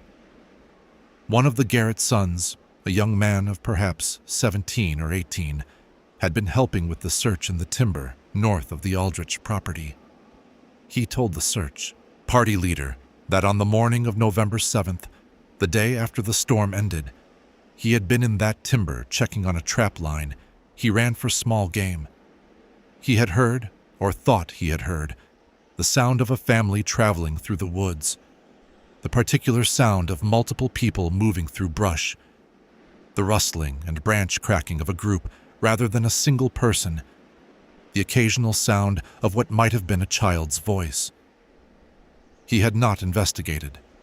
He had assumed it was neighbors, people from a nearby property perhaps, checking damage from the storm. He had gone about his business. When pressed on what direction the sounds had come from and what direction they seemed to be moving, he described a line that would have taken them away from the Aldrich farm, north into the deeper timber, rather than toward any road or settlement. It was November. The storm had just passed. The temperature in the timber that morning, he recalled, had been extremely cold. He had not thought it odd at the time. He thought it odd now. The sheriff noted this testimony and included it without comment. Elias read the supplementary report when it was shared with him. He sat with it for a long time. The Garrett timber, the strip of old growth to the north of the Aldrich property, was dense and largely inaccessible to horses or wheeled vehicles, traversable only on foot and with some difficulty even then.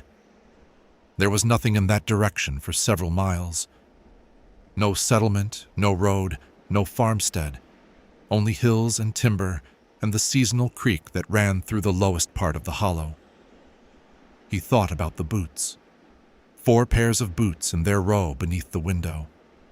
He thought about the fire on the morning of November 8th, burning steadily, recently fed. He thought about the stew in the pot, prepared within 24 hours of his arrival. He tried to reconcile these things with the sound of a family moving through the timber north of the property on the morning of November 7th, in temperatures well below comfort, without coats and without boots, in a direction that led to nothing. He could not. He mentioned this to his wife that evening. She was quiet for a moment, and then said that some things did not have the kind of answer that a person could sit with, and that the best a person could do was to go about their life and trust that the world held reasons even when those reasons were not given to you. He thought this was probably wise. He went back to the Aldrich farm in the morning. The winter was hard that year, and the farm required more maintenance than Elias had anticipated. He found himself spending more time on the property than was strictly necessary, more than the animals required, more than the structure demanded. He had begun, without quite deciding to sit in the house in the evenings. He would tell himself he was checking the fire, or checking the animals, or attending to some small repair. He would go inside, and he would sit in Thomas Aldrich's chair, and the evenings would pass. The dog remained. By February, it had developed a routine that Elias had come to observe with the careful neutrality of a man who has decided to note things without drawing conclusions from them. In the mornings, the dog was always beneath the table, sleeping or resting.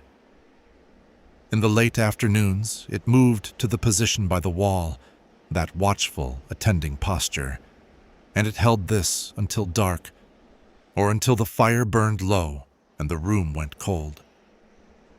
Elias had begun to notice that the dog's gaze in those afternoon hours was not fixed on a single point. It moved, slowly, subtly, in a way he might have attributed to restlessness or distraction if the movement had been less regular. But it was regular. It followed a pattern that he could only describe, when he allowed himself to describe it, as the pattern of people moving through a room. The measured pace of walking, the pause at certain points, the resumption. He said nothing about this to anyone for a while. In February, he mentioned it to the circuit preacher, who visited the county every 6 weeks and with whom Elias had a long-standing and not entirely comfortable relationship. The preacher was a younger man than Elias, earnest and somewhat literal in his faith, and Elias had always found his certainties faintly grating. But he was the only person Elias knew who might be expected to have a framework for what Elias was trying to describe. The preacher listened. He was quiet for a moment. Then he said something that Elias had not expected, and that stayed with him. He said, "Sometimes a place holds something that has not finished." He did not elaborate on what this meant theologically or practically. He did not offer comfort or advice. He simply said it, and then moved the conversation on to other things. Elias sat with this for a long time. He sat with it in Thomas Aldrich's chair in the evenings, watching the dog watch the room. In the spring of 1874, when the snow came off the hills and the creek levels dropped, a man named Donovan, who worked timber for a company operating in the area, came to Elias with something he had found in the deep woods to the north of the Aldrich property. He had found a place. He described it with some difficulty. A clearing, or a space that functioned as a clearing, though the trees surrounding it were ancient and dense and had not been cut. The ground in this space was different from the ground around it. He was not sure in what way, only that it was different. Harder, drier. The forest floor in that part of the timber held moisture from the snowmelt and was soft underfoot. But this space was not soft. It was, he said, almost warm. In early March in the North Timber, the ground had been warm underfoot. There was nothing in the space, no physical evidence of habitation or passage, no clothing, no personal effects, no bones, nothing that would constitute evidence of anything, he said. But that was the point he was trying to make. There was nothing, and there should not have been nothing, because the nothing was a specific kind of nothing that felt deliberate. He had stood there for some time, he said, and he had felt, very clearly and without ambiguity, that the space had been recently occupied, not by an animal, by people. Elias went with him to the place. He stood in it. He looked at the trees around it, and at the ground beneath his feet, and at the sky above, visible through the high canopy as a pale, ordinary March sky. He stood there for a long time. He would say, later, that he did not feel what the timberman had described. No sense of warmth, no particular quality to the air or the ground. He would say he felt nothing unusual. He would also say that when he turned to leave, he stood for a moment facing back into the clearing, and that for a brief, very ordinary-seeming moment, he had the strong and clear impression that there was someone standing at the far edge of it. Not a threatening presence, not a disturbing one, simply a presence. The neutral, unremarkable sense of another person in the vicinity.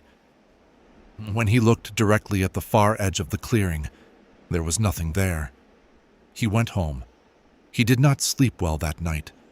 The Aldrich farm was eventually sold.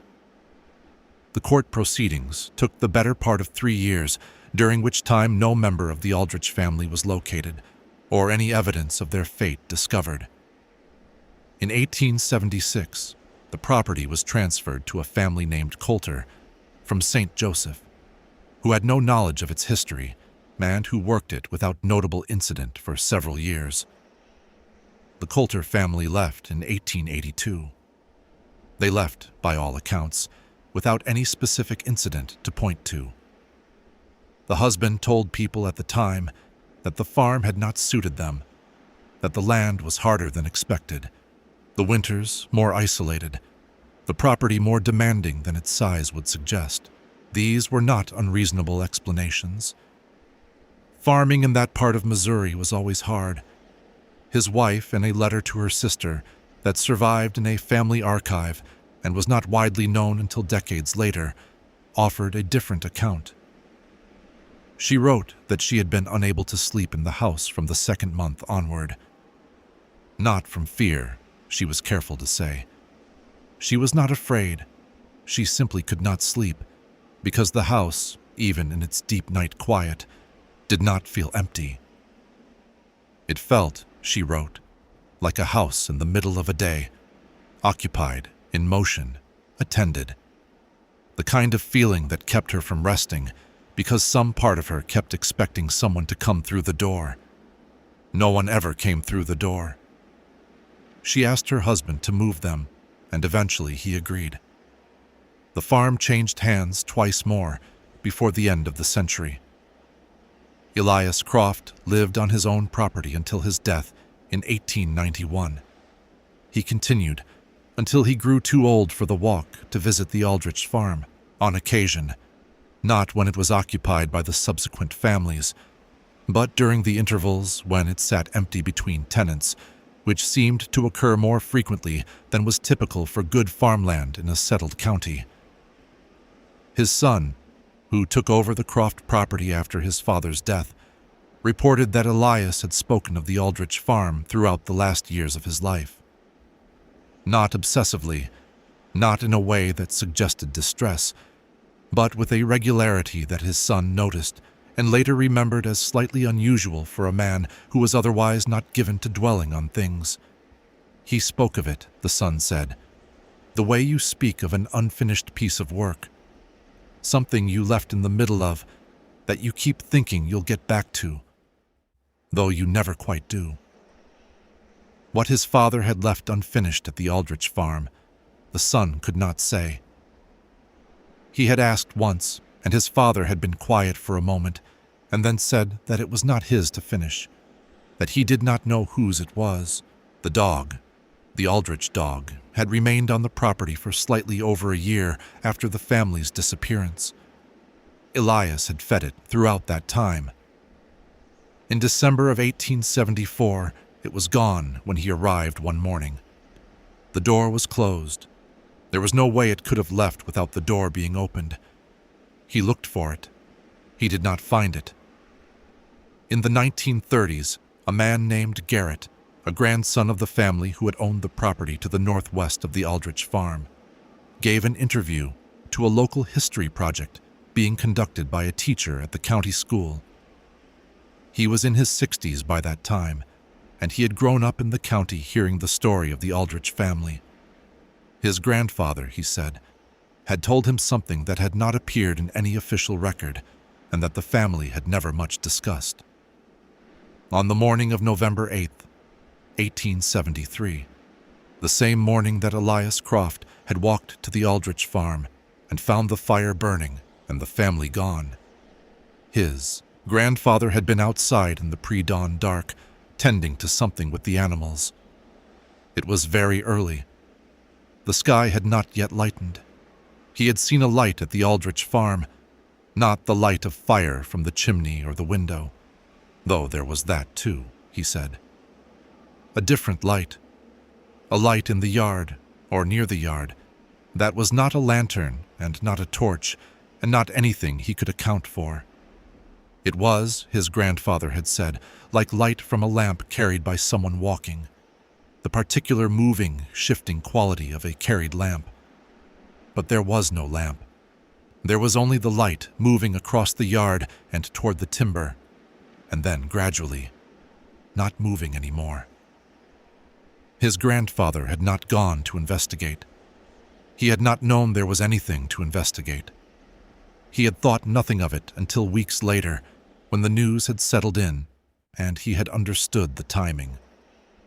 He had never told anyone. He did not know what there was to tell. The interview was preserved in a folder of local history documents that sat in the county library for several decades. It was not widely read. A researcher who examined it in the 1970s noted it briefly in a study of Ozark folklore and disappeared events, categorizing it under anomalous light phenomena and moving on. The Aldrich farm today is a cattle pasture. The house has been gone for many decades, taken down at some point in the early part of the last century, for reasons not recorded. The foundation stones remain, low and moss-covered, and the old root cellar opening is still visible if you know where to look. The timber to the north is still there. People who walk it, which is not many, occasionally report the same thing the timberman Donovan reported in the spring of 1874. A place in the deep woods where the ground is different. Not wrong, exactly. Not frightening. Only different in a way that resists easy description. A warmth out of season. A quality of dryness in wet ground. The particular sense of a space that is or has recently been, or perhaps perpetually is, inhabited. No one has ever found evidence of who inhabits it. No one has ever found the Aldrich family. The record simply ends.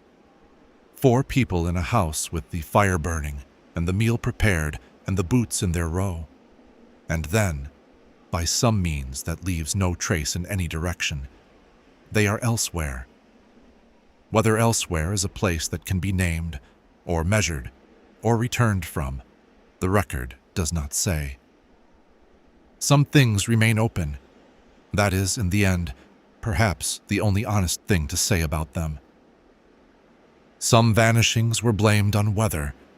Others were blamed on silence. The storm ended some time before dawn. Ruth Harper knew this because she woke to the silence of it. The specific silence that followed a serious storm, the quality of stillness that came after hours of wind and rain, the way a held breath came after exertion. She lay in the dark of the cabin and listened to the silence and felt it settle around her, the way the silence of aftermath always settled, with the particular weight of something that had spent itself and was done. She did not get up immediately. She lay still and listened to the silence and to the sound of her husband breathing beside her, and to the smaller sounds from the children's corner, the even breathing of her oldest, Thomas, 12, and the faint snuffle of her youngest, Clara, 7, who had always made that sound in sleep since she was an infant. A sound Ruth had listened for so many thousands of times that the hearing of it was indistinguishable from comfort. She lay still for a while. Then she got up. She, dressed in the dark by habit, the way a farm woman dressed when she did not want to disturb the household, and she went to the window and looked out.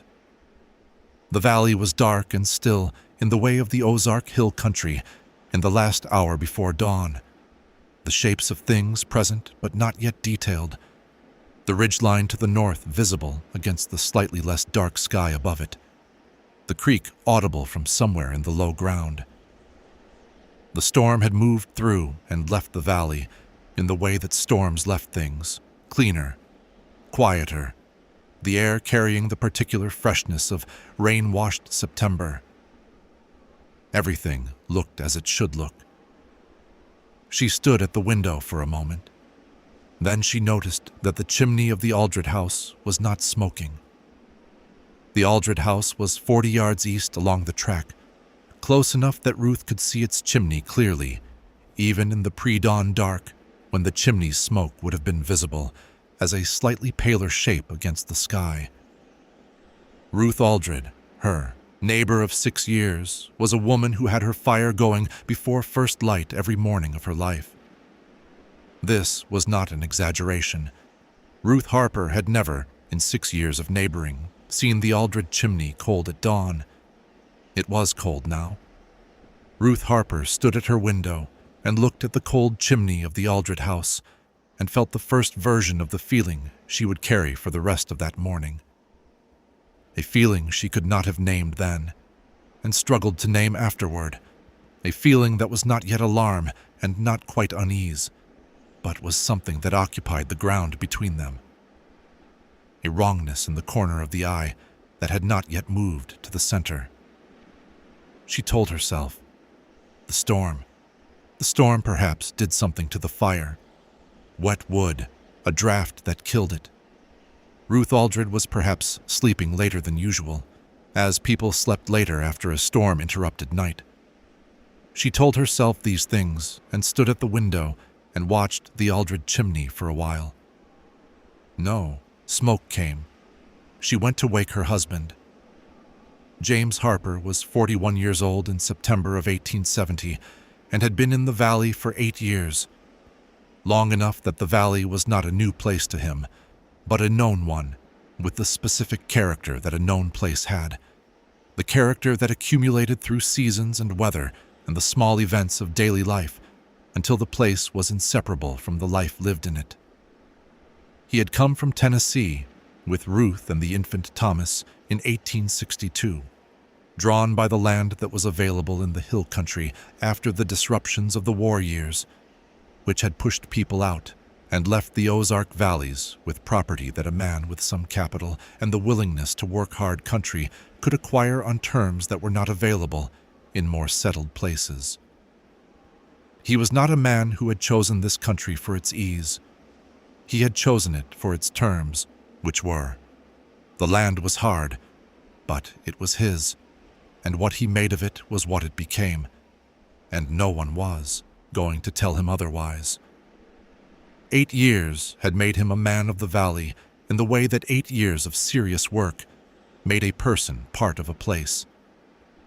He knew the Aldred family and the Pruitt family and the Gear family and the 7 other families that had settled along the creek through the 1860s, knew them in the specific way of people who had been each other's only resource through the particular difficulties that valley life produced.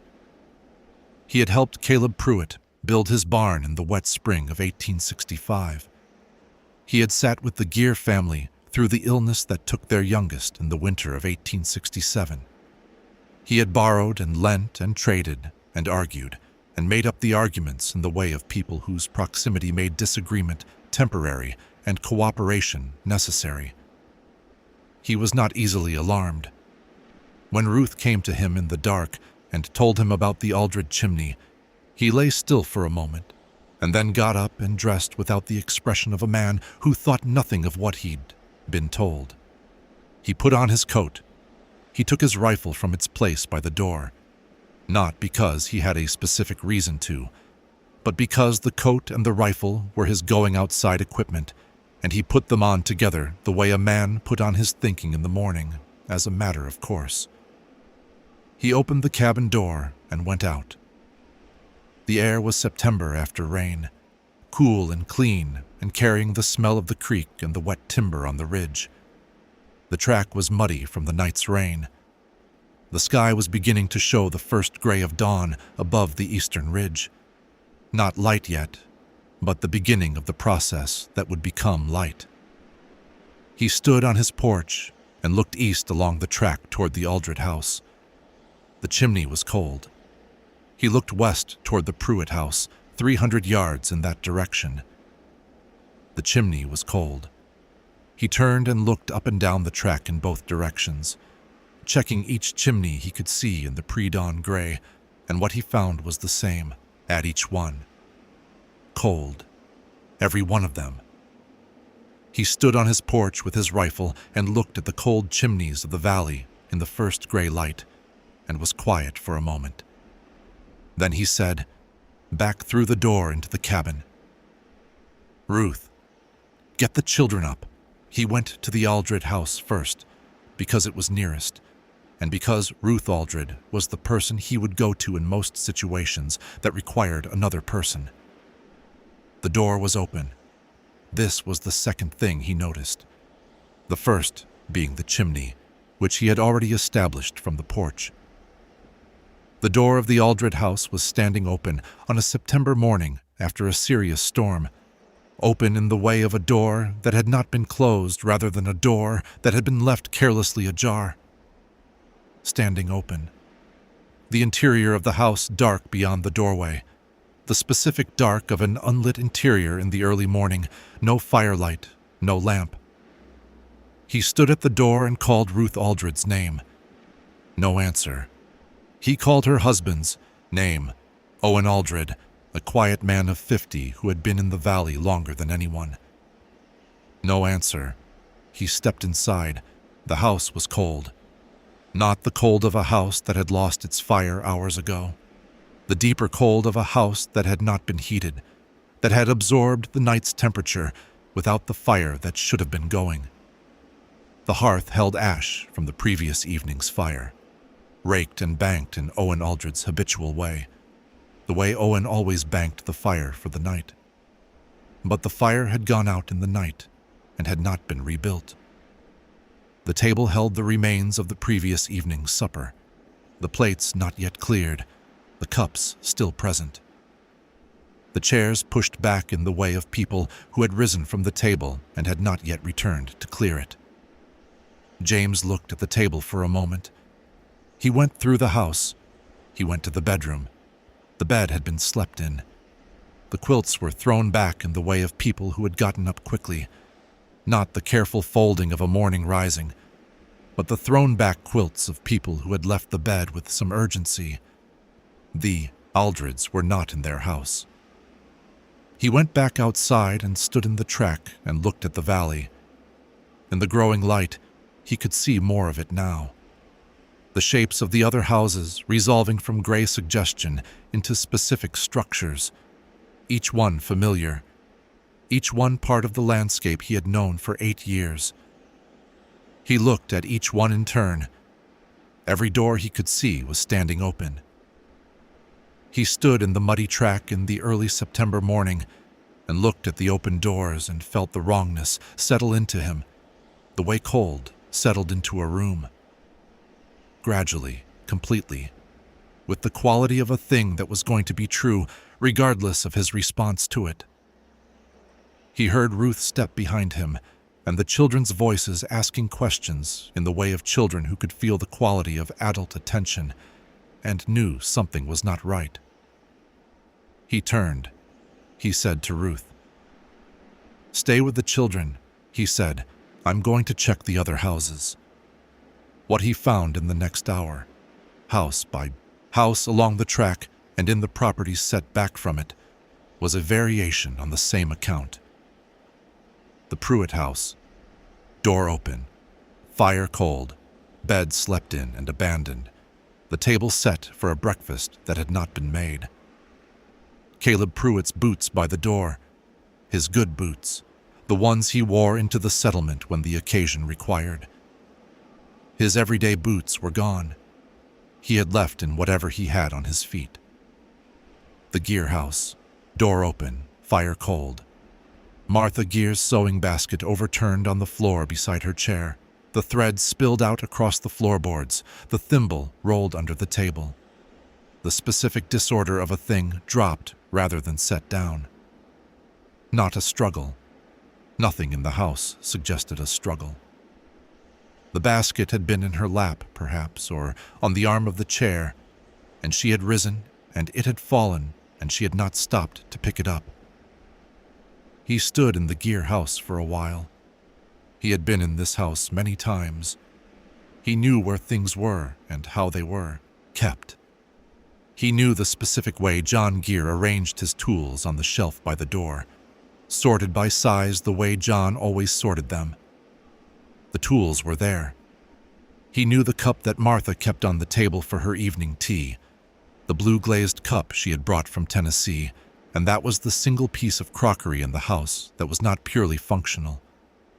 The cup was there, on the table, half full of cold tea. Cold tea.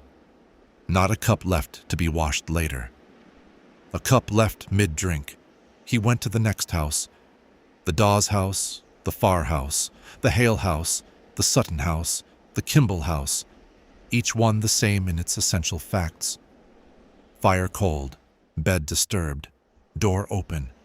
The signs of people who had been present and were not present now. What accumulated across the hour, house by house, was not a single dramatic discovery, but the specific weight of the same fact repeated in different rooms, with different details, each new version adding to the account without changing its shape. A valley of 11 families. 11 variations on the same morning. The same cold hearths and thrown-back quilts and open doors, the same objects set down mid-use. A knife beside an unfinished piece of work. A book left open on a chair. A child's wooden toy in the middle of a floor. The ordinary objects of ordinary evenings, present and abandoned, each one a kind of testimony. Not to harm, to departure, to the specific shape of a life interrupted at a particular moment and left exactly as it was. He found at the Kimball house, at the far end of the track, something he had not found at the others. The Kimball children, there were 3, the oldest 10, the youngest perhaps 4. The Kimball children's beds had been slept in and abandoned the same as the parents. Whatever had taken the adults from the other houses had taken the children here. He stood in the Kimball children's room for a long time. He had been noting at each house whether there were signs of the children and had been constructing an account as he went. The Pruitt house had no children. Caleb and Mary Pruitt had no living children, a fact the valley held with the particular tender discretion that such facts were held. The Gear house had 2 children, both older, and their beds were the same as their parents. The Dawes house had 1 child. At every house with children, the children were gone the same as the adults. He stood in the Kimball children's room and looked at the small beds with their thrown-back quilts, and he did not move for a while. Then he went back out to the track. Ruth was waiting at their own porch with Thomas and Clara when he came back. She had read his face well enough in the years of their marriage to read it now. She saw what he had found before he said it. In the specific way she had of receiving difficult things, the way she received them without flinching and without looking away. He told her. He was brief and specific, and he did not add to the facts, which were already sufficient. She was quiet for a moment. She said, "The livestock." He said, "I was going to ask you the same thing. The livestock were loose." This was what they found when they walked the valley together, leaving Thomas with Clara on the porch with specific instructions to stay there and stay inside if they heard anything. The animals that had been in barns and pens and pastures were loose, not panicked, not injured, not in the state of animals that had experienced a violent disruption. The animals of the valley were simply out. The gates open, the barn doors open, the fences in most cases intact. The animals had been let out rather than broken through. Someone had opened the doors and the gates before they left, or before whatever had happened had happened. Ruth said, "They fed the animals." James said, "They opened the enclosures. That's not the same as feeding them." Ruth said, "It means they had time, enough time to open the enclosures before they went. They weren't taken by surprise in the night." James said, "Or it means whoever opened the enclosures was trying to be certain the animals would survive." They stood in the Aldred yard, looking at Owen Aldred's 2 horses cropping at the wet September grass in the track. Free and calm, and neither of them said what this implied about the state of mind of whoever had opened the gate. A person who opened the enclosures on their way out was a person who did not expect to come back. They looked for tracks. This was James's idea, and it was the right idea. The ground was wet from the night's rain, soft enough to hold impressions, and if 43 people had walked out of this valley in the hours before dawn, there should have been tracks in the mud of the track and the soft ground at the valley's edges. What he found was inconsistent and strange. There were tracks. Not on the main track. The track itself had been walked by him in the previous hour, and the mud held his own prints clearly. At the edges of the track, in the grass and the soft ground at the margins, there were impressions. Shoe prints, boot prints, the smaller prints of children's feet, moving in the direction of the North Ridge. Not organized, not a column of people walking in file. More like the movement of people who were all going the same direction without coordination, each in their own line, spread across the width of the valley floor. He followed these prints to the base of the North Ridge, where the valley floor met the timber. He stood at the timber's edge and looked at the ground and found the prints continuing into the trees, the soft forest floor holding them in the particular way of forest soil that had been rained on, the impressions clear and recent. He stood at the edge of the timber and looked into it. He did not go in.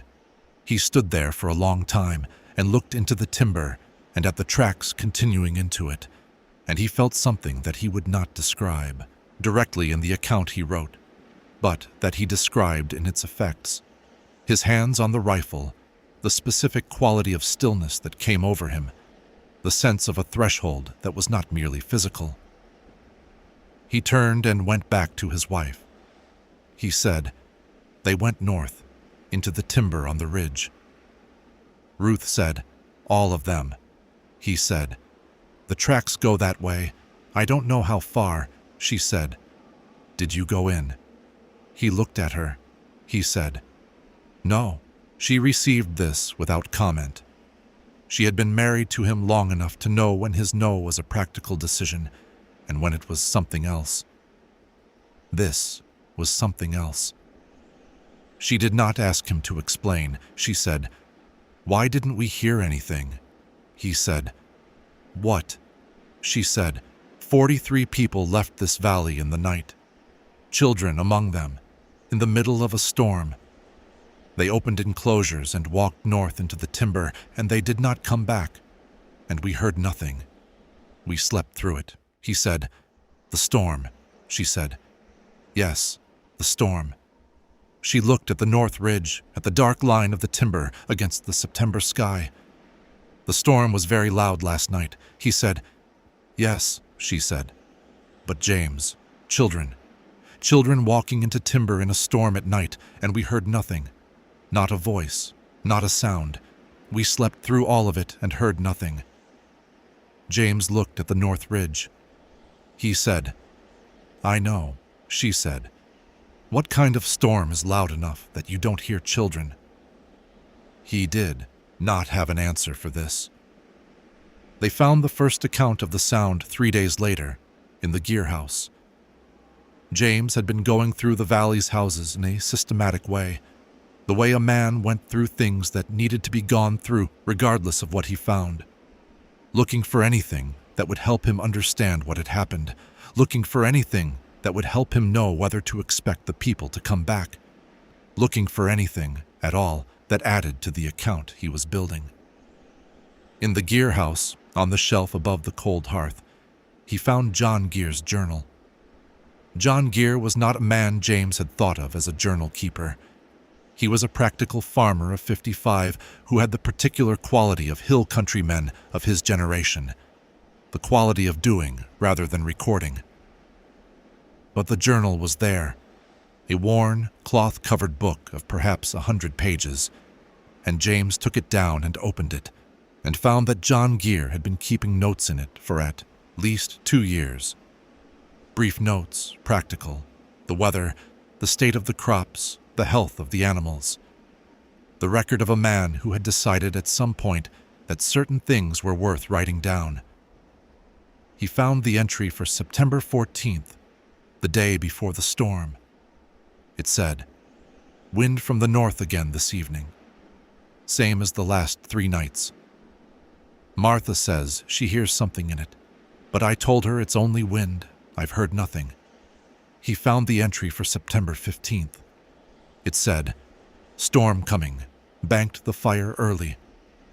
Martha heard it again. The thing in the wind. She woke me in the night. I lay and listened, and I heard it this time. Not certain what it is. Something in the upper register. Almost not there, the way a sound was almost not there when it was at the edge of what you could hear. Martha said it reminded her of singing. I would not say singing. I would say it reminded me of something I have heard before and cannot place. I told her it was the wind over the ridge. She said it was not. That was the last entry. James sat in John Gear's chair and held John Gear's journal and read the last entry again. Then he sat still for a while. He thought about what Ruth had said.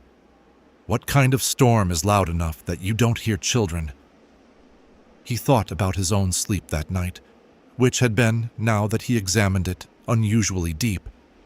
He was a light sleeper generally, a farm man's sleep, easily broken by sounds that required response, by the quality of quiet that meant weather was coming, by the various sounds of the night that a man with livestock and crops and a family's safety to monitor learned to remain half present to even in sleep.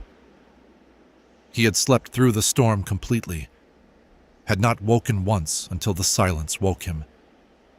He had no memory of the storm, no half-waking, no awareness of the wind or the rain, nothing. He had gone to sleep, and then he had woken in the silence, and that was all. He thought about the Gear entry. Something in the upper register, almost not there. He thought we did not hear it. He thought whatever was in the wind on the night of September 15th, 1870, the Harper family did not hear it. He thought, and the Gear family did. He sat with this for a long time. Then he went to check the other houses for journals, for letters, for any account that any of his neighbors had left of what they had heard or seen in the days before the storm. He found 3 more accounts. At the Pruitt house, in the small desk that Caleb Pruitt kept in the corner of the main room, a letter that had been started and not finished, addressed to Caleb's brother in Tennessee. It said, "Something odd the past few days. A sound at night when the wind is from the north. Mary says she's been hearing it since Monday. I only heard it last night, just before the storm started. Don't know how to describe it well. Not like anything I know, but it makes me think of..." The letter ended there. The pen was on the desk beside the paper, as though set down mid-sentence and not picked up again. At the Dawes house, a notation on the back of a feed bill that Will Dawes had been using as a writing surface, a habit his wife had always complained about. The notation said, "3 nights running. Speaks in the wind. Reminds me of the sound the ridge makes sometimes, that harmonic in the stone when the weather is a certain way. But more deliberate, more deliberate." James read this twice. At the Farr house, he found nothing written, but he found something else. The Farr house had 3 children. The oldest, a girl of 15 named Anna, had a small shelf in her room with a few books. Among the books was a notebook with her name on the cover. He opened it to the last entry, which was dated September 15th, the day of the storm. Anna Farr had written, "I have been listening to it for 4 nights, and I think I understand what it is asking. I think it is asking us to come. I think it has been asking politely, and I think tonight, when the storm is here, it will ask differently. I am going to wake my parents." James sat on the edge of Anna Farr's bed and held the notebook and looked at the entry for a long time. He thought, she woke her parents. He thought, and then the storm came. He thought, and then they went. He did not sleep well for a long time after. Not from fear, not the active, present fear of a threat that might still be there. The threat, if it was a threat, had passed with the storm. The sound that John Gear had noted, and Caleb Pruitt had started a letter about, and Will Dawes had called deliberate, had come on the storm wind and had gone with it. And in the 3 weeks since the storm, the wind had been ordinary, and the nights had been silent, and nothing had come out of the timber on the North Ridge. He did not sleep well because of what he knew. He knew that a sound had moved through the valley on 3 or 4 nights before the storm, a sound in the upper register, almost not there, carried on the north wind. He knew that his neighbors had heard it, and he had not. He knew that on the night of the storm, when the sound had apparently reached whatever it was building toward, 43 people had gotten up from their beds and opened their livestock enclosures and walked north into the timber in the dark and the rain. He knew that he and his wife and his 2 children had slept through all of it. He had been trying, in the weeks since, to understand what it meant that they had not heard it. The simplest explanation was that they had simply not been awake at the right moment, that the sound had come at an hour when the Harper family was sleeping deeply, and the other families had happened to be lighter in their sleep, or awake for their own reasons, or woken by their dogs or their livestock, or some other ordinary trigger.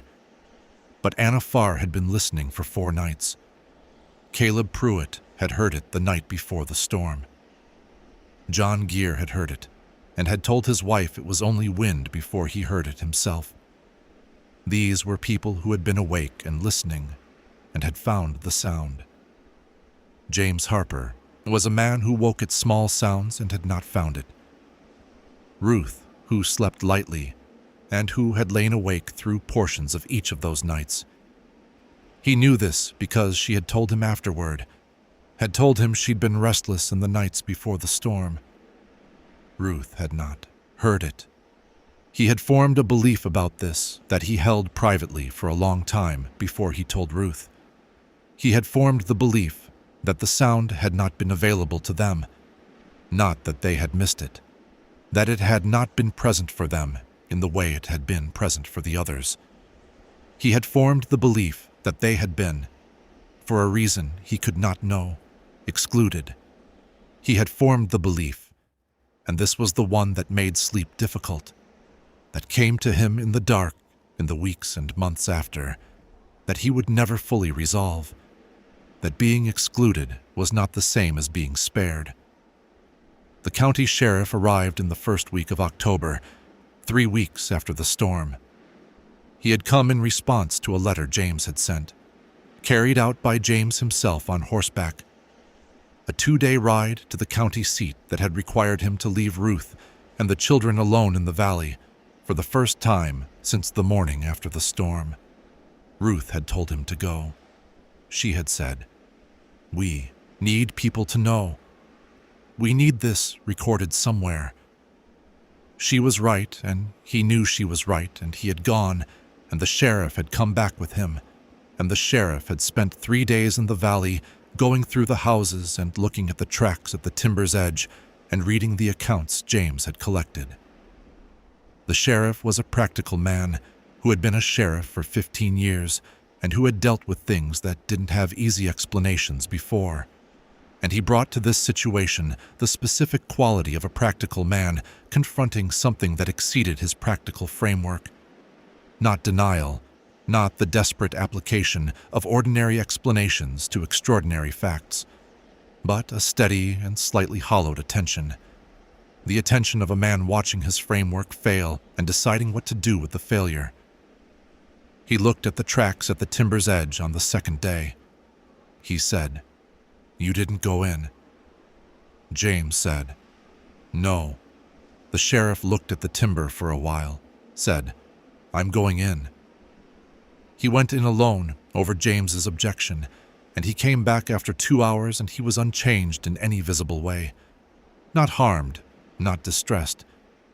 But he was quiet for the rest of that day in a specific way. Not withdrawn, not uncommunicative. Quiet with the quality of a man who had found something that he was in the process of deciding how to report. In the evening, he told James what he had found. He said, "The tracks go north for about a mile, through the timber, up the slope. At a mile, the slope levels off onto the bench. You know the bench." James said, "I know it." He said, "At the bench, the tracks end." James said, "End." The sheriff said, "The ground on the bench is limestone mostly. Flat rock, doesn't hold tracks. The tracks come up the slope and come onto the bench, and then there's no more to follow." James said, "And beyond the bench?" He said, "More timber, more ridge. I went another half-mile north and found nothing. No camp, no fire, no evidence of 43 people spending any time anywhere." He paused. "I found one thing. On the bench, near the north edge. A child's shoe. Small, 4 or 5 years old, maybe."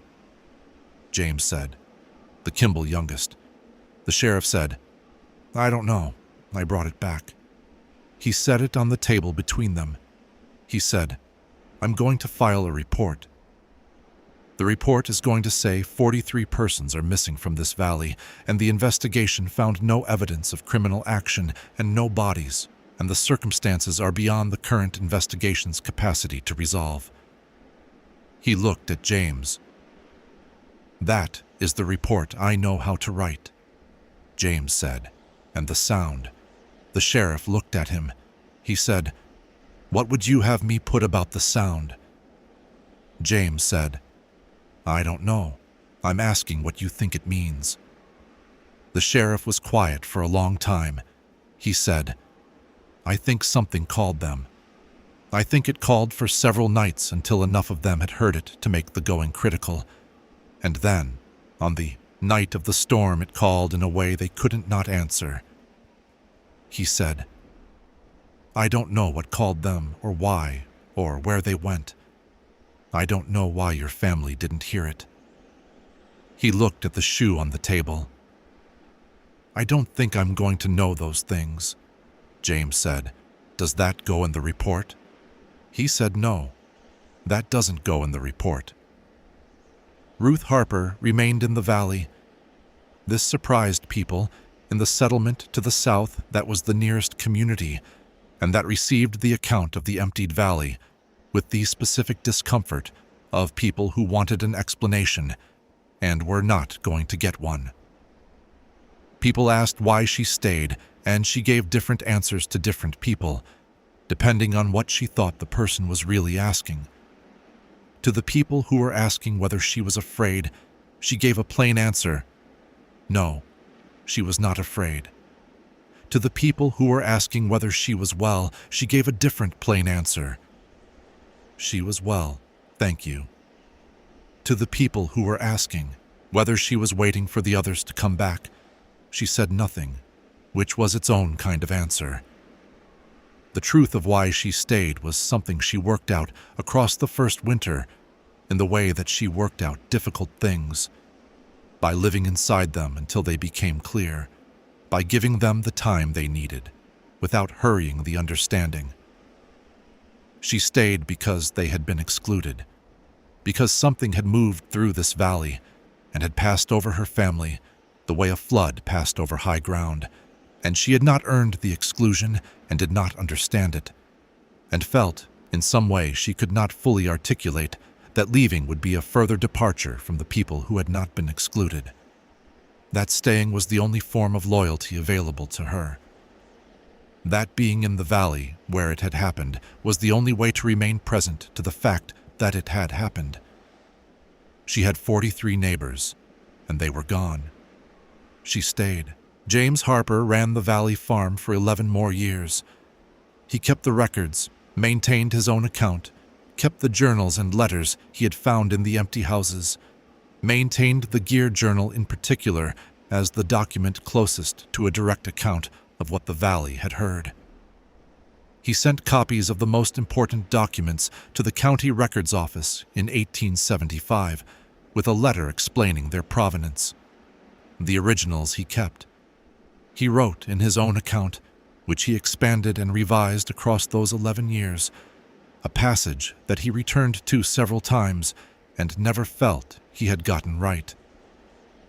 I have tried to understand why we did not hear it.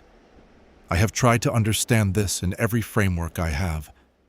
Practical, religious, philosophical, the particular framework of a man who has spent 11 years farming hard country and has learned to take the country on its own terms. None of these frameworks has given me a satisfying answer. What I have instead is this. I do not think we were spared. I think spare is the wrong word for what happened to us. A man who is spared has been saved from something, has been kept from a harm. I do not know that what happened to my neighbors was a harm. I do not know that it was a good. I do not know what it was, and I have spent 11 years in the valley where it happened, and I am no closer to knowing than I was the morning after the storm. What I know is that something in the wind on those September nights was speaking to this valley, to the people in it, or to some of the people in it, or to the valley itself through the people in it. And the people who heard it answered. They answered in the only way the answering was available, by going where the sound came from. And my family slept through it. I have tried to decide whether the sleeping was a mercy or a loss. I have not decided. He wrote, Clara asks me sometimes about the Kimball children, who were her friends when she was small, and whom she does not remember, well, but remembers enough to ask about. I tell her that they went away. She asks where. I say, north, into the timber on the ridge. She asks if they will come back. I say I don't know. She seems to find this answer sufficient. Children sometimes found uncertainty more sufficient than adults did, because children had not yet been taught that uncertainty was something that needed to be resolved. He wrote, I think the valley knows what happened. I think the limestone ridge and the timber and the creek know what moved through here on that September night, and where it went and what it wanted. I think the land holds this the way it held everything, without explanation, without apology, as a fact of its own character that it owed no account of to the people who had come to live in it. He wrote, I have listened sometimes for the sound. In the evenings, when the wind comes from the north, I have stood on my porch and listened. I have never heard it. I have never known whether to be grateful for that or not. He wrote, The valley is quiet. The Harpers sold the property in 1881 and moved south to the settlement. Thomas Harper was a grown man by then and had his own reasons for leaving. Clara was 18 and had her own reasons. James and Ruth left the valley without ceremony. On a clear September morning, 11 years after the morning, Ruth had looked at the cold chimney of the Aldred house. James looked back once, from the road that climbed out of the valley to the south. He looked at the valley from the height of the road, the creek, the bottomland, the houses of his absent neighbors standing empty in the morning light, their doors all standing open still, as they had stood for 11 years, because James had opened them each spring when he walked the valley and had never closed them. He did not know why he had done this. He had not examined the impulse.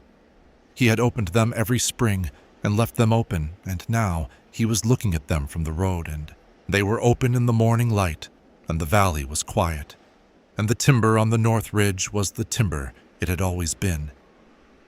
He looked at it for a moment. Then he faced the road and did not look back again. The valley has a name on a county map. The houses that were there in 1870 are gone. Time and weather and the particular entropy of unoccupied structures in hard country had taken them across the decades, and what was built after was different and newer, and had no memory of what had stood before. People have been in and out of that valley since the Harpers left. People have farmed it in varying degrees of seriousness across the generations. People have lived there without knowing what James Harper knew about it, which is most of the history of most places, the history that is present in the ground without being present in the knowledge of the people walking on it. On certain nights in September, when the wind comes from the north and carries the specific quality of Ozark September air in it, the cooling of the evening, the smell of limestone and late timber, people in the valley notice something they do not have words for. Not a sound, exactly. Something at the edge. Something in the upper register that is almost not there and is noticed most clearly when it is not being listened for. Most people turn their heads. Most people listen, and it is gone. James Harper wrote in the final revision of his account, "I have come to believe that the sound was not malicious. I have come to believe this not because I have evidence for it, but because I have had 11 years to sit with the alternative, and it does not hold. A malicious sound would have taken everyone. It would not have spent 3 nights asking politely before it asked differently. It would not have given people time to open their livestock enclosures, to set things down, to rise from their beds without violence, and walk in an orderly way through the dark toward a timber in the north.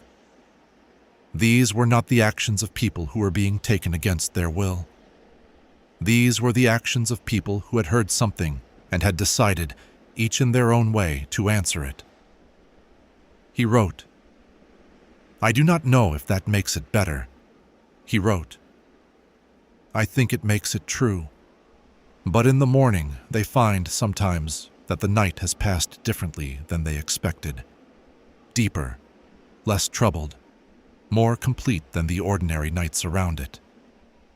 They wake to the silence after the north wind and feel they have been somewhere, or that something has been near. They do not remember anything specific. They cannot say what woke them. They cannot say with certainty that anything did. They go about their mornings. The valley holds its quiet. The north ridge holds its timber. And somewhere in the record of a night in September 1870, in the Gear Journal, in Caleb Pruitt's unfinished letter, in Anna Farr's notebook and her last certain sentence, the sound is still there, carried in the only medium that has kept it. Not the wind.